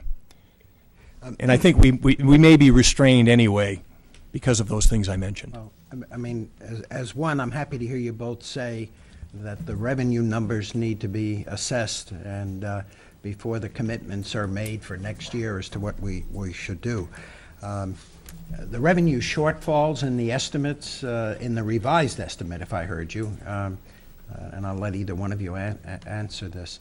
And you haven't gotten income tax yet, obviously, that's the big arrival, but what are the other issues on the revenue side that are surprises? It sounds like the projections aren't coming in, or you haven't seen those yet. Well, the projection, what Bob is saying is this month, we look at it, we get a little peak before the end of the month, and this month, they're month to month, and this month doesn't look like we may meet projection, but over the revised number, after the governor did the 9C cuts and we held local aid harmless, if you recall at that time. Right. We are 320, 330 million above the new projection year to date. So when you look year to date, so even if we got dinged 20, 30 million in this month, we're still 300 over with 3 months to go. Okay, over so- the new number. You know, Okay. we're still, I don't know where that number that 300 would put us. It would put us below where we were, obviously. But, so we got a few more months to keep an eye on things. Okay. So, And in the transportation. So this March was, excuse me, this February was below last February, but as Garrett notes, we're up over slightly. And then, Bob last mentioned the year. transportation, Bob, but we have been in touch with Ted. We know the priorities, Derby Street corridor, the Summer Street issues. We understand what the town's priorities are, and we'll be advocating for those when they come through. As you know, getting them in a bond bill isn't the key, well, it's a start, but the key is to get them authorized, so. Right. As we have in the past. Yeah, and I will be serving on that conference committee, so Okay. we'll be in a position to hopefully influence that. But again, we've got a lot more authorizations than we have the capacity to actually fund a lot of these capital projects. well, that's good guidance you gave us on the issue of level fund, and we'll be happy if that occurs at this point, and we may be pleasantly surprised when June comes to, you never know. Okay, thank you. Couple questions, kind of all over the place. County government, is there any move to give more money back to the or take less money from the Registry of Deeds so that they can be more self-sufficient? And is there a move to look at county government to either get rid of it or fund it and make it toe the line? If you want also on this, I know Laura and I have had some conversations on this.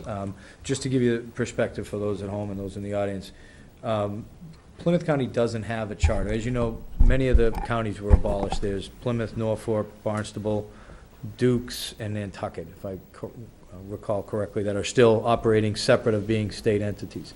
Plymouth County, there was a discussion about, okay, well, what are we going to do? And there was a charter commission that was passed on the ballot. The folks in Plymouth County said, we should have a charter that says this is what we do and how we're going to do it. The problem with that ballot question, it only gave them 2 years to come up with come up with a bill and get it through the legislature.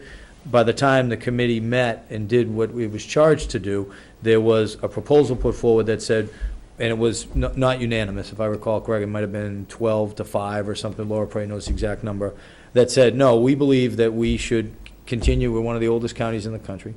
We believe we should continue to operate, and we should do so with a charter. This charter will establish what we believe the makeup of the government should look like, but then also what the revenue would be needed to operate that.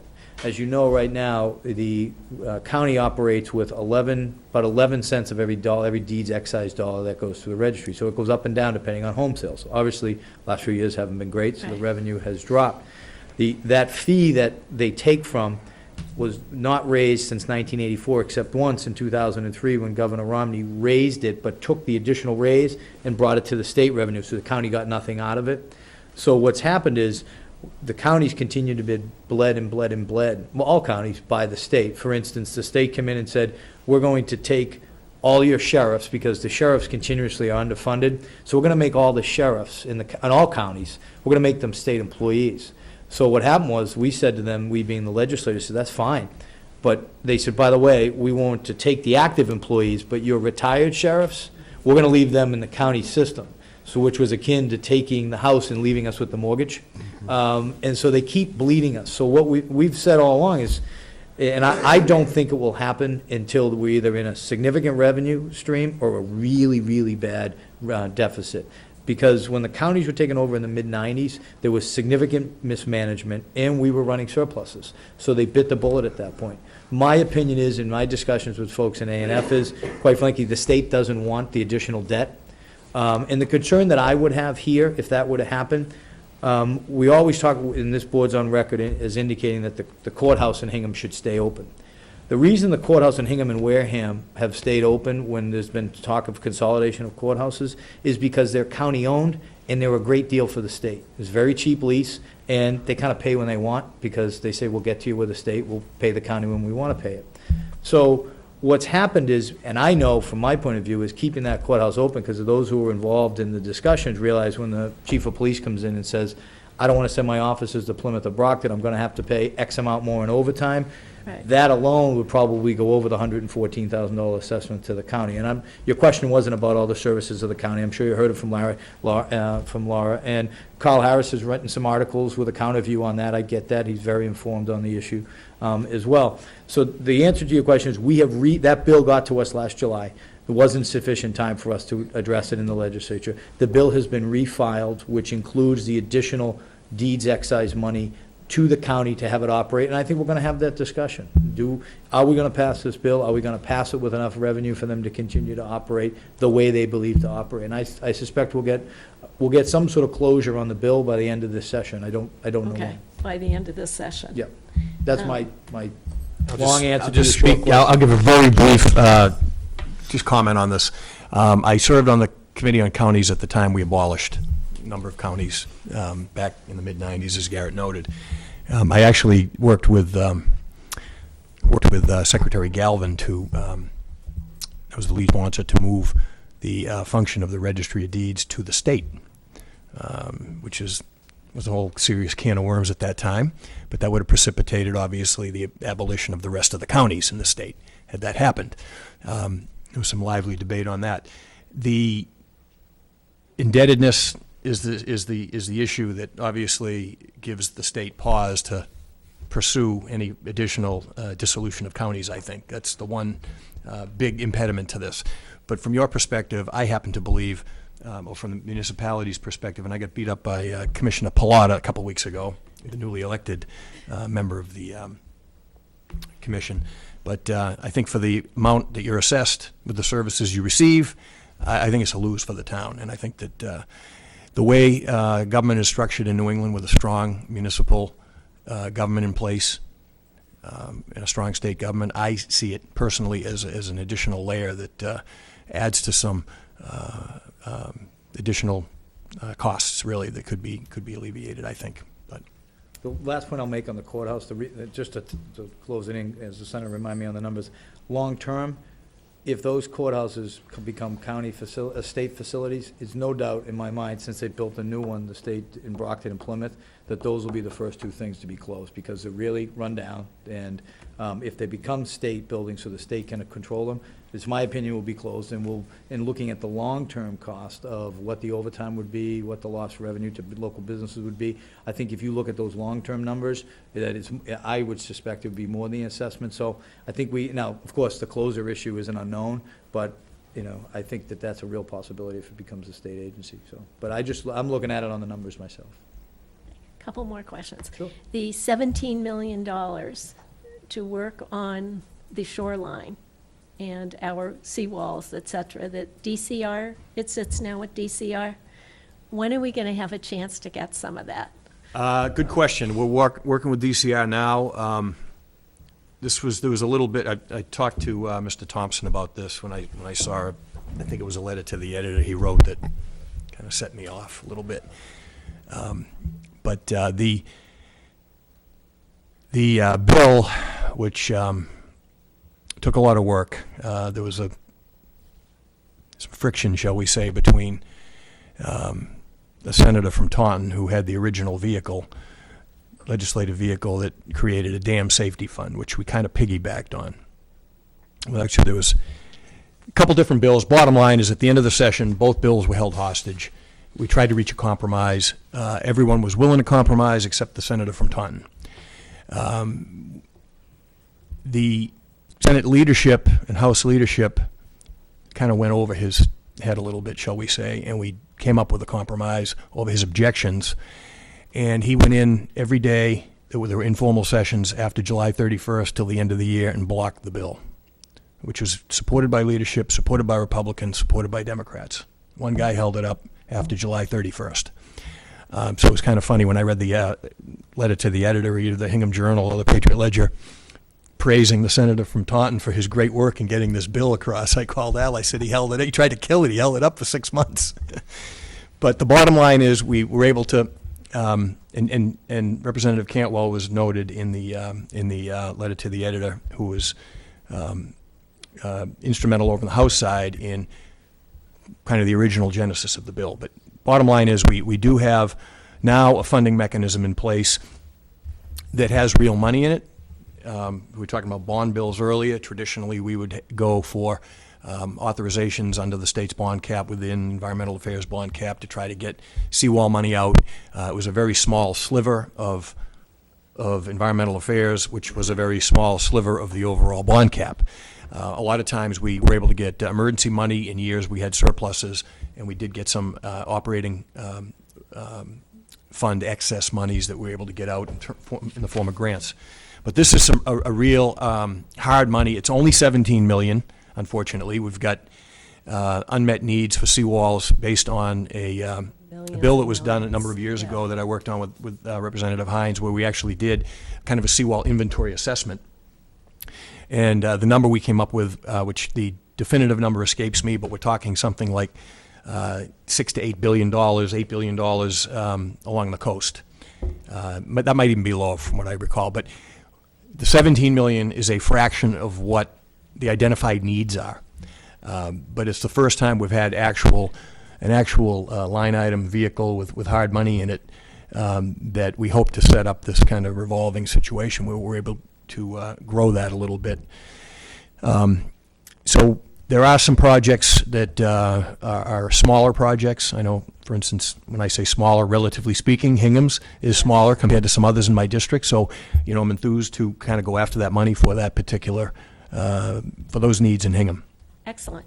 And I know that the representative is going to be right there with us on it. He pretty much covered it. We'll be And in DCR, line- and we'll be in DCR, line and as DCR quick does. as we And bear in can. mind, there was a question raised out in the hall in the memo I received from Mr. Thompson as to how this is going to function. So bear in mind, this is new for DCR to administer this program because it's a brand new program that we only saw signed into law in January.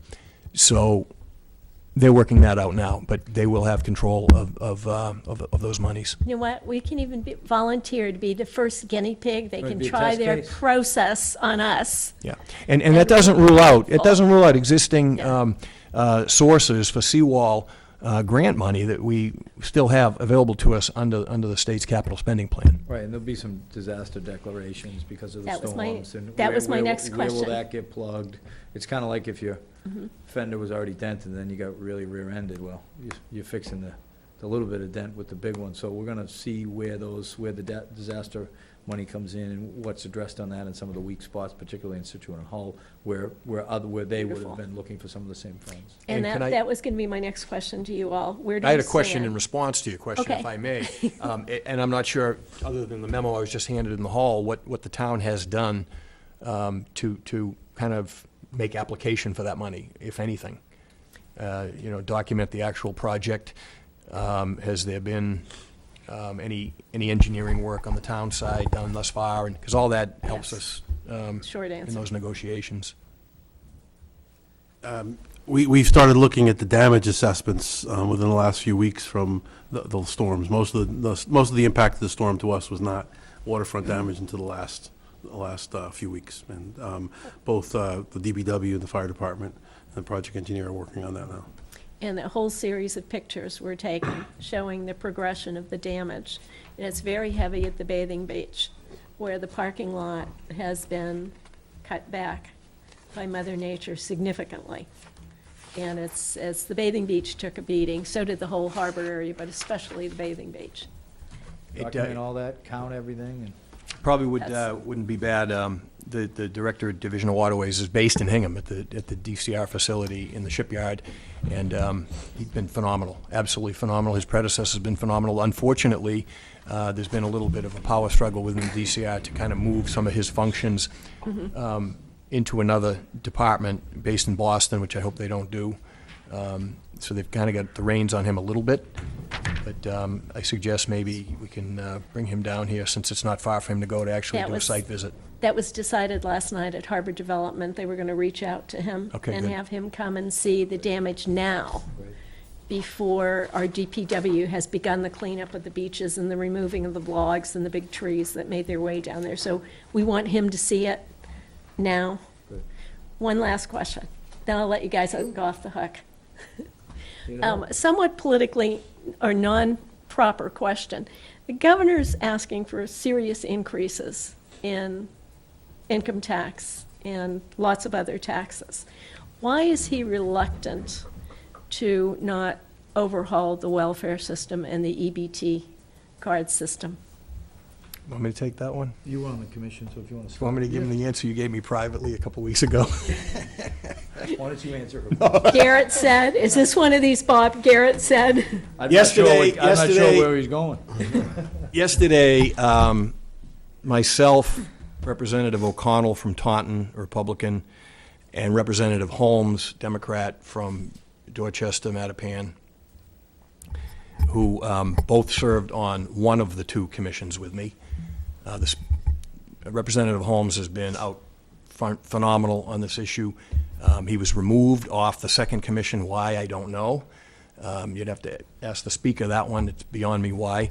But the three of us hosted an informational meeting for legislators yesterday. It was extremely well attended. There was a line out the door. We had consultants come in who have worked with other states to set up a verification program. And I learned a lot. I learned a lot yesterday, and I've been probably more involved on this issue than anyone on the Senate side. It's something that absolutely can be done. Representative O'Connell's bill that's been filed in the House, which I'm lead sponsor in the Senate, makes it very clear that we don't implement the program, verification program, unless it actually saves the state money, because it's, it adds to the overhead to do the verifications. Illinois, after a long struggle, has got this in place. New Hampshire just issued an RFP, and there are vendors out there. In fact, the company that won the contract, I believe, in New Hampshire, after the RFP was issued, is a Massachusetts-based company that does this type of work.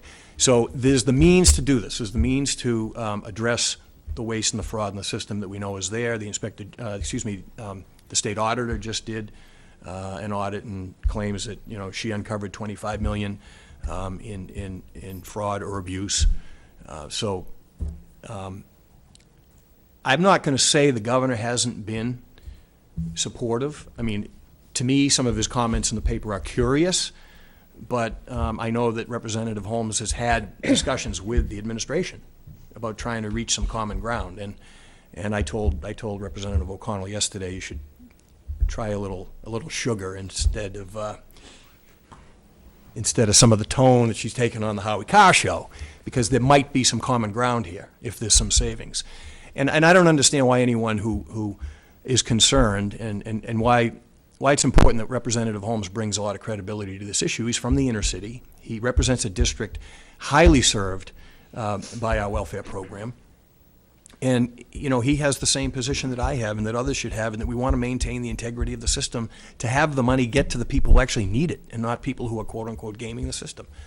So I can't speak for the governor, but I wouldn't rule out some kind of compromise happening. I hope the speaker's made great pronouncements in the paper every time there's a story, but I wish he would help move some of this along. But just the forming of another commission, and then the commission recommendation, the two commissions I've served on have been stacked with folks who just are going to maintain the status quo, who don't want change. And I was disappointed that, you know, someone who was advocating for change was removed by the speaker. So, well, first of all, I can't speak for the governor, obviously, on this. When I read these things in the paper, I'm as frustrated as you are. In the last session, though, however, and I will advocate for the speaker, he was one of the first ones out on this about 18 months ago, 2 years ago, when this first started coming out. He was proposing the elimination of cash, restrictions on where they can be used. These are things that we have already moved through the legislative process, and the speaker was out in front on that. And the governor embraced that and signed those matters into law. We also put actual tax dollars behind figuring out, which is what I believe the senator was talking to, which is to look around to figure out how do we implement this system, what's out there to help us institute controls on the use of these EBT cards. Like I said, I am as frustrated with you are, because this is your dollars and my dollars out the door. So, and the governor signed off on those. I think the only thing I would say is I think once in a while he'll get frustrated by some of the issues that come up, because as we're trying to move these changes along in a thoughtful way to do them like other states have done them and implement them, we have these stories that come up which distract us from the ultimate goal of getting to a resolution that we can sign into law that will make sure people's tax dollars are protected and that the uses of the EBT cards are for necessities. And I think that's the only thing I would say is I think maybe he's a little frustrated at those distractions. I'm going to add one thing just so we're all clear here on this issue. There's nothing that's gotten to the governor's desk except the creation of the two commissions. And the first commission was a farce, which led to a reaction by both the Senate and the House after the commission's recommendations came out, which were a joke. And there was a reaction, and a majority of representatives and senators then forced a second commission. The money that Garrett mentions that was spent, I believe it was $100,000 to bring in a consultant who worked with the second commission, which I also served on. But the consultant was given 30 days. The consultant was hired by DTA, and their report was a complete and utter farce. And I can't even understate. Farce is an understatement. And then that led to a reaction once again, which is where we are now, with a flurry of bills that have been filed because nothing has come out of the two commission reports. And those are the only three things that the governor has signed off on. Nothing has happened. There's been no change, no reform, nothing. Thank you. All right. I just wanted to ask you a question, Senator, about, you were talking about the lack of appetite for what you call the education piece.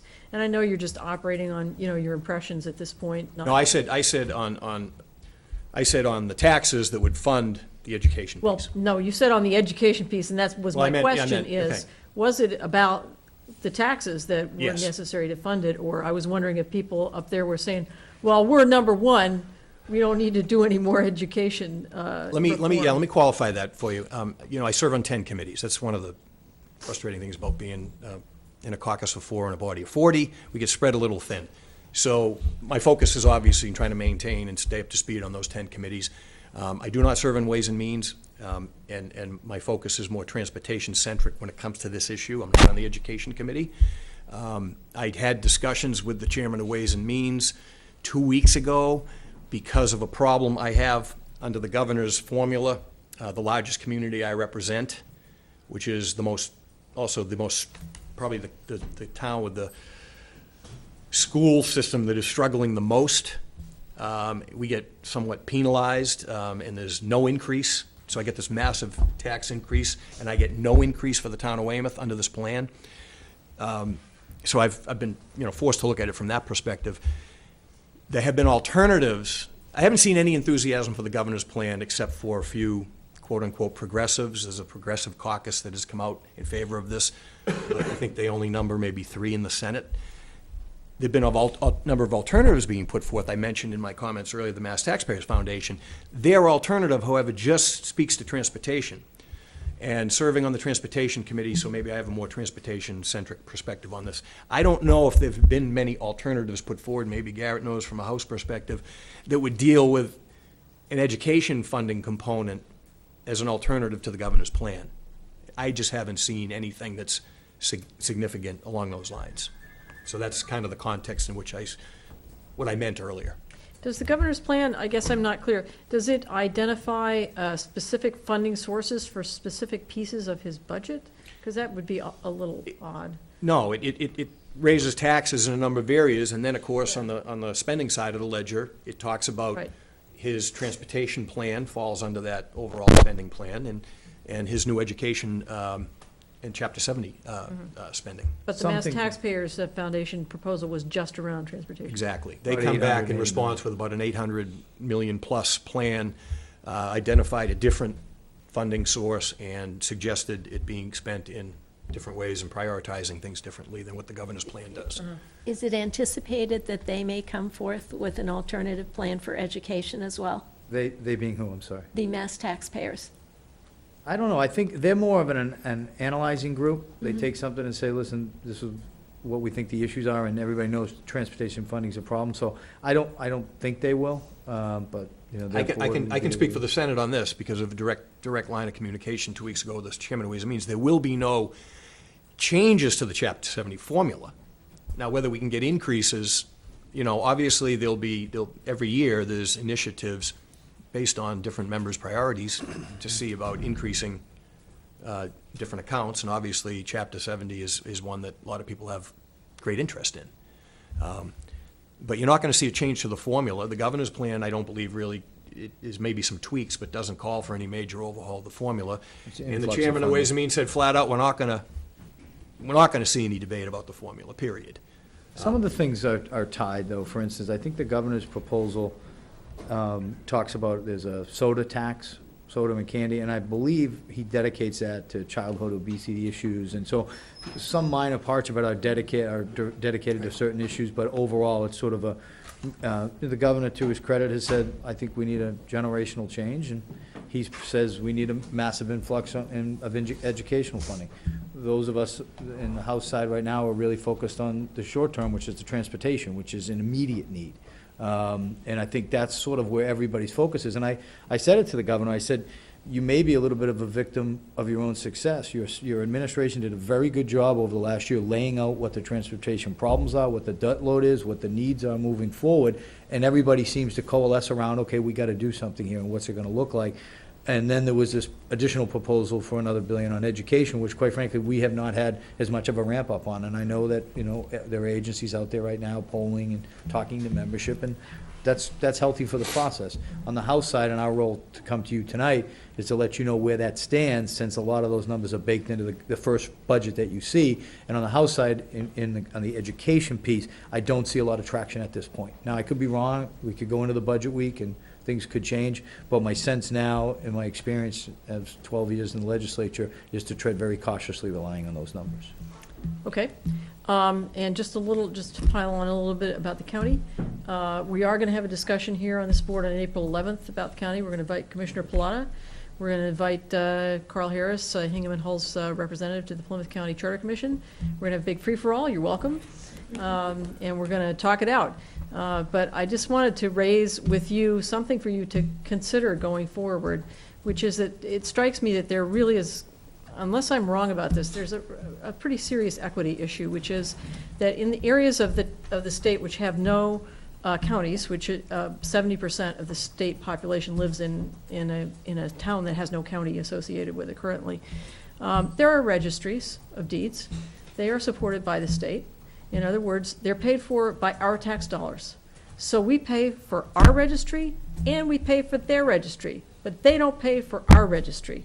We're paying their bill and our bill. There How much was, sense does this make? there's a commission that was established, which I just got appointed on, 2 members of the House. I don't know if there's a Senate, to look at the registries and how they operate and how they function. Secretary Galvin is one of the committee members. He's leading it up. That's one of the issues that the committee is charged with looking at. It was a committee that was formed last session, just got appointed now. I picked I'll the give you the copy of the bill that Galvin and I filed back in the 90s, and you dust that off. and- Secretary Galvin, Councilmember Galvin. Oh, I'm Well, sorry. I picked the registry as an example because it's the most visible of all the county services that still rest with the counties, but it's also true of the 4-H clubs. That we, with our assessment, we support the 4-H clubs in Plymouth County. We're not the only, there aren't 4-H clubs only in places that have counties. There are 4-H clubs that are supported by state funds elsewhere. So it's every service that we get from the county that still exists in a place where there isn't a county, we're also paying for. You have the with same our amount of tax dollars. mosquitoes from one county to another, too. Well, remember that the Plymouth County mosquito control has Already nothing run by to the do with state. Plymouth County. No relationship. I'm well aware. And when the county goes, Plymouth County mosquito control will still be there. It's unfortunate about county government here, because in many parts of this United States, county governments function very well. California in particular, it's. I don't know about California, let's not. They're No, but that's county usually, operated. Yeah. it's usually as an alternative to Strong municipal. municipal government. I mean, Right, well, clearly. I come from the extreme, which is, I was born and raised in Arlington County, Virginia, which is not incorporated. There's no town in Arlington County. It's only a county.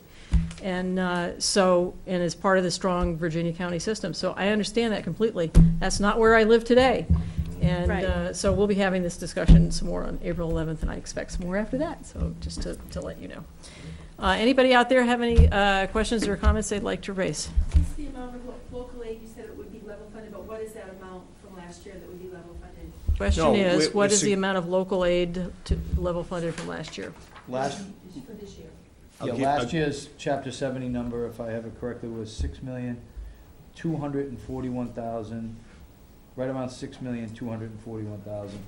The general government aid is 1,334,000.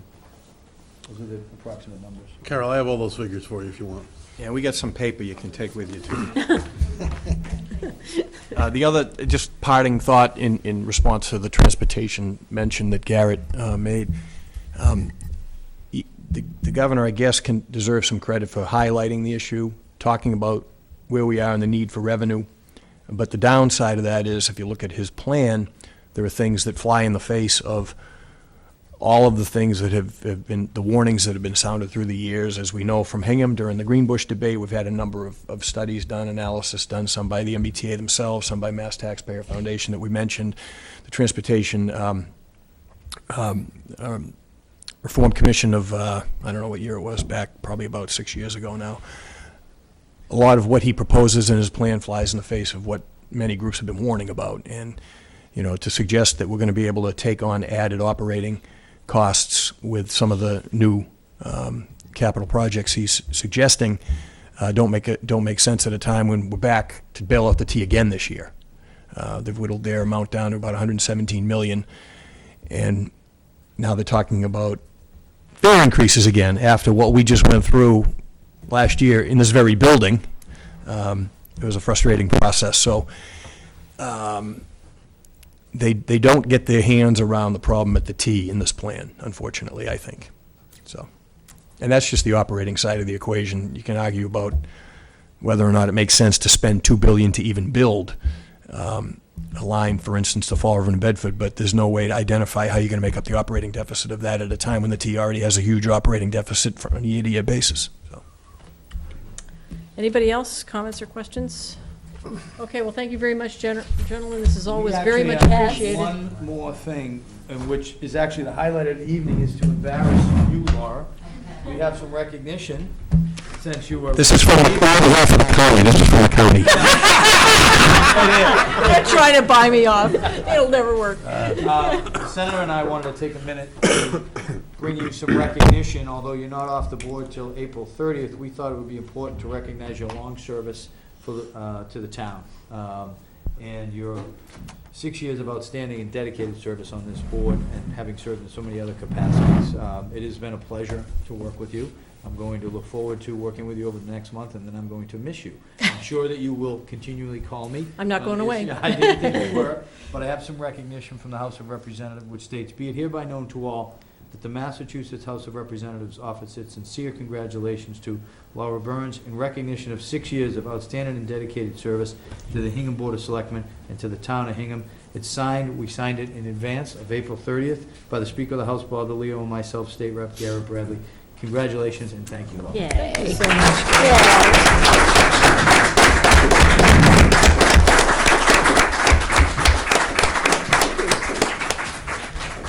Now Riley gets a cocktail party, but you just get this at the tail end. Give me time. I'd like to also extend congratulations and best wishes. Probably on national politics, Laura and I are probably very far apart, I'm guessing. Oh, good guess, I bet. But kind of admire the great work that you've done on, we talk about counties, but I'd be remiss to talk about the work you've done on housing issues, the fight we've had at the local level with the state on Chapter 40B, the good work you've done on the affordable housing effort here in Hingham, among other things. So all politics is local, so I like to remember we have that common ground on some of the local issues, and haven't had good thing I haven't had the bad fortune to debate you on national issues. So with that having been said, I also want to extend on behalf of the Senate recognition for your dedicated service to the town of Hingham and your 6 years on the Hingham Board of Selectmen, offered by myself, State Senator Bob Hedlund, March 26, 2013. Congratulations.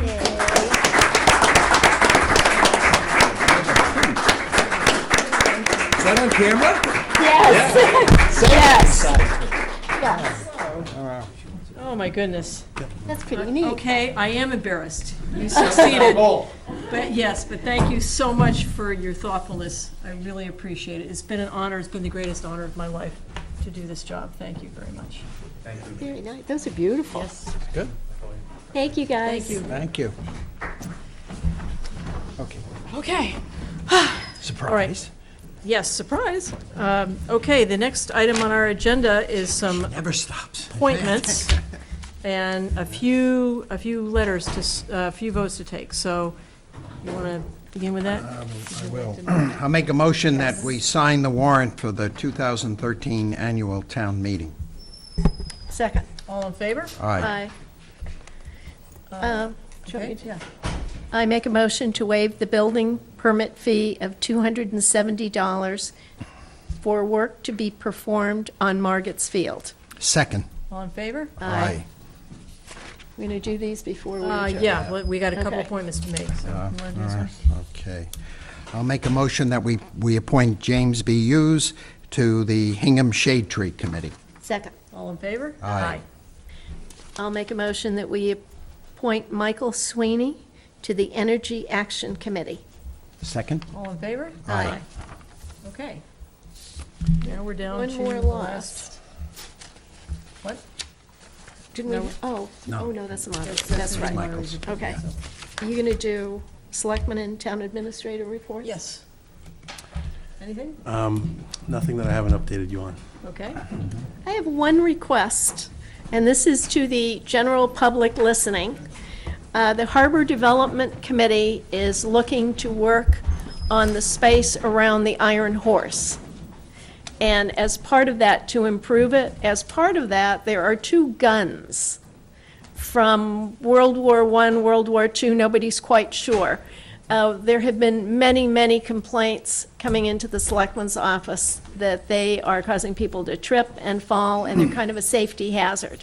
If anyone knows, the Harbor Development Committee is looking to potentially move those to a better location. But if anybody knows the history of those two guns, how they got there, or why they're in those exact spots, if they would call me, I would very much appreciate it. And we've had the Historic Commission, the Historic Districts Commission, Alec McMillan, our town historian, is on it.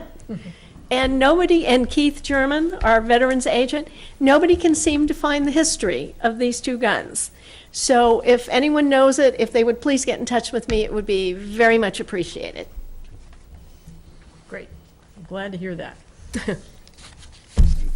My only report is to start to remind folks as we wind down the year in preparation for town meeting is that we just appointed 2 people, and we will have need for more appointments as time goes on, and that process will start in May. So if you have any applications where you'd like to be considered, to get your talent bank forms in, that would be very helpful. And that's all. Okay, I have nothing to report, so. Okay, Except that I'm very embarrassed, but go ahead. I think it's great. Yep. I think those are well-deserved. They're beautiful. I'll make a motion to adjourn to executive session for purpose of considering the acquisition of real property, since an open meeting may have a detrimental effect on the negotiating position of the town, and not return to open session. Second. All in favor? Aye. Thank you for joining us.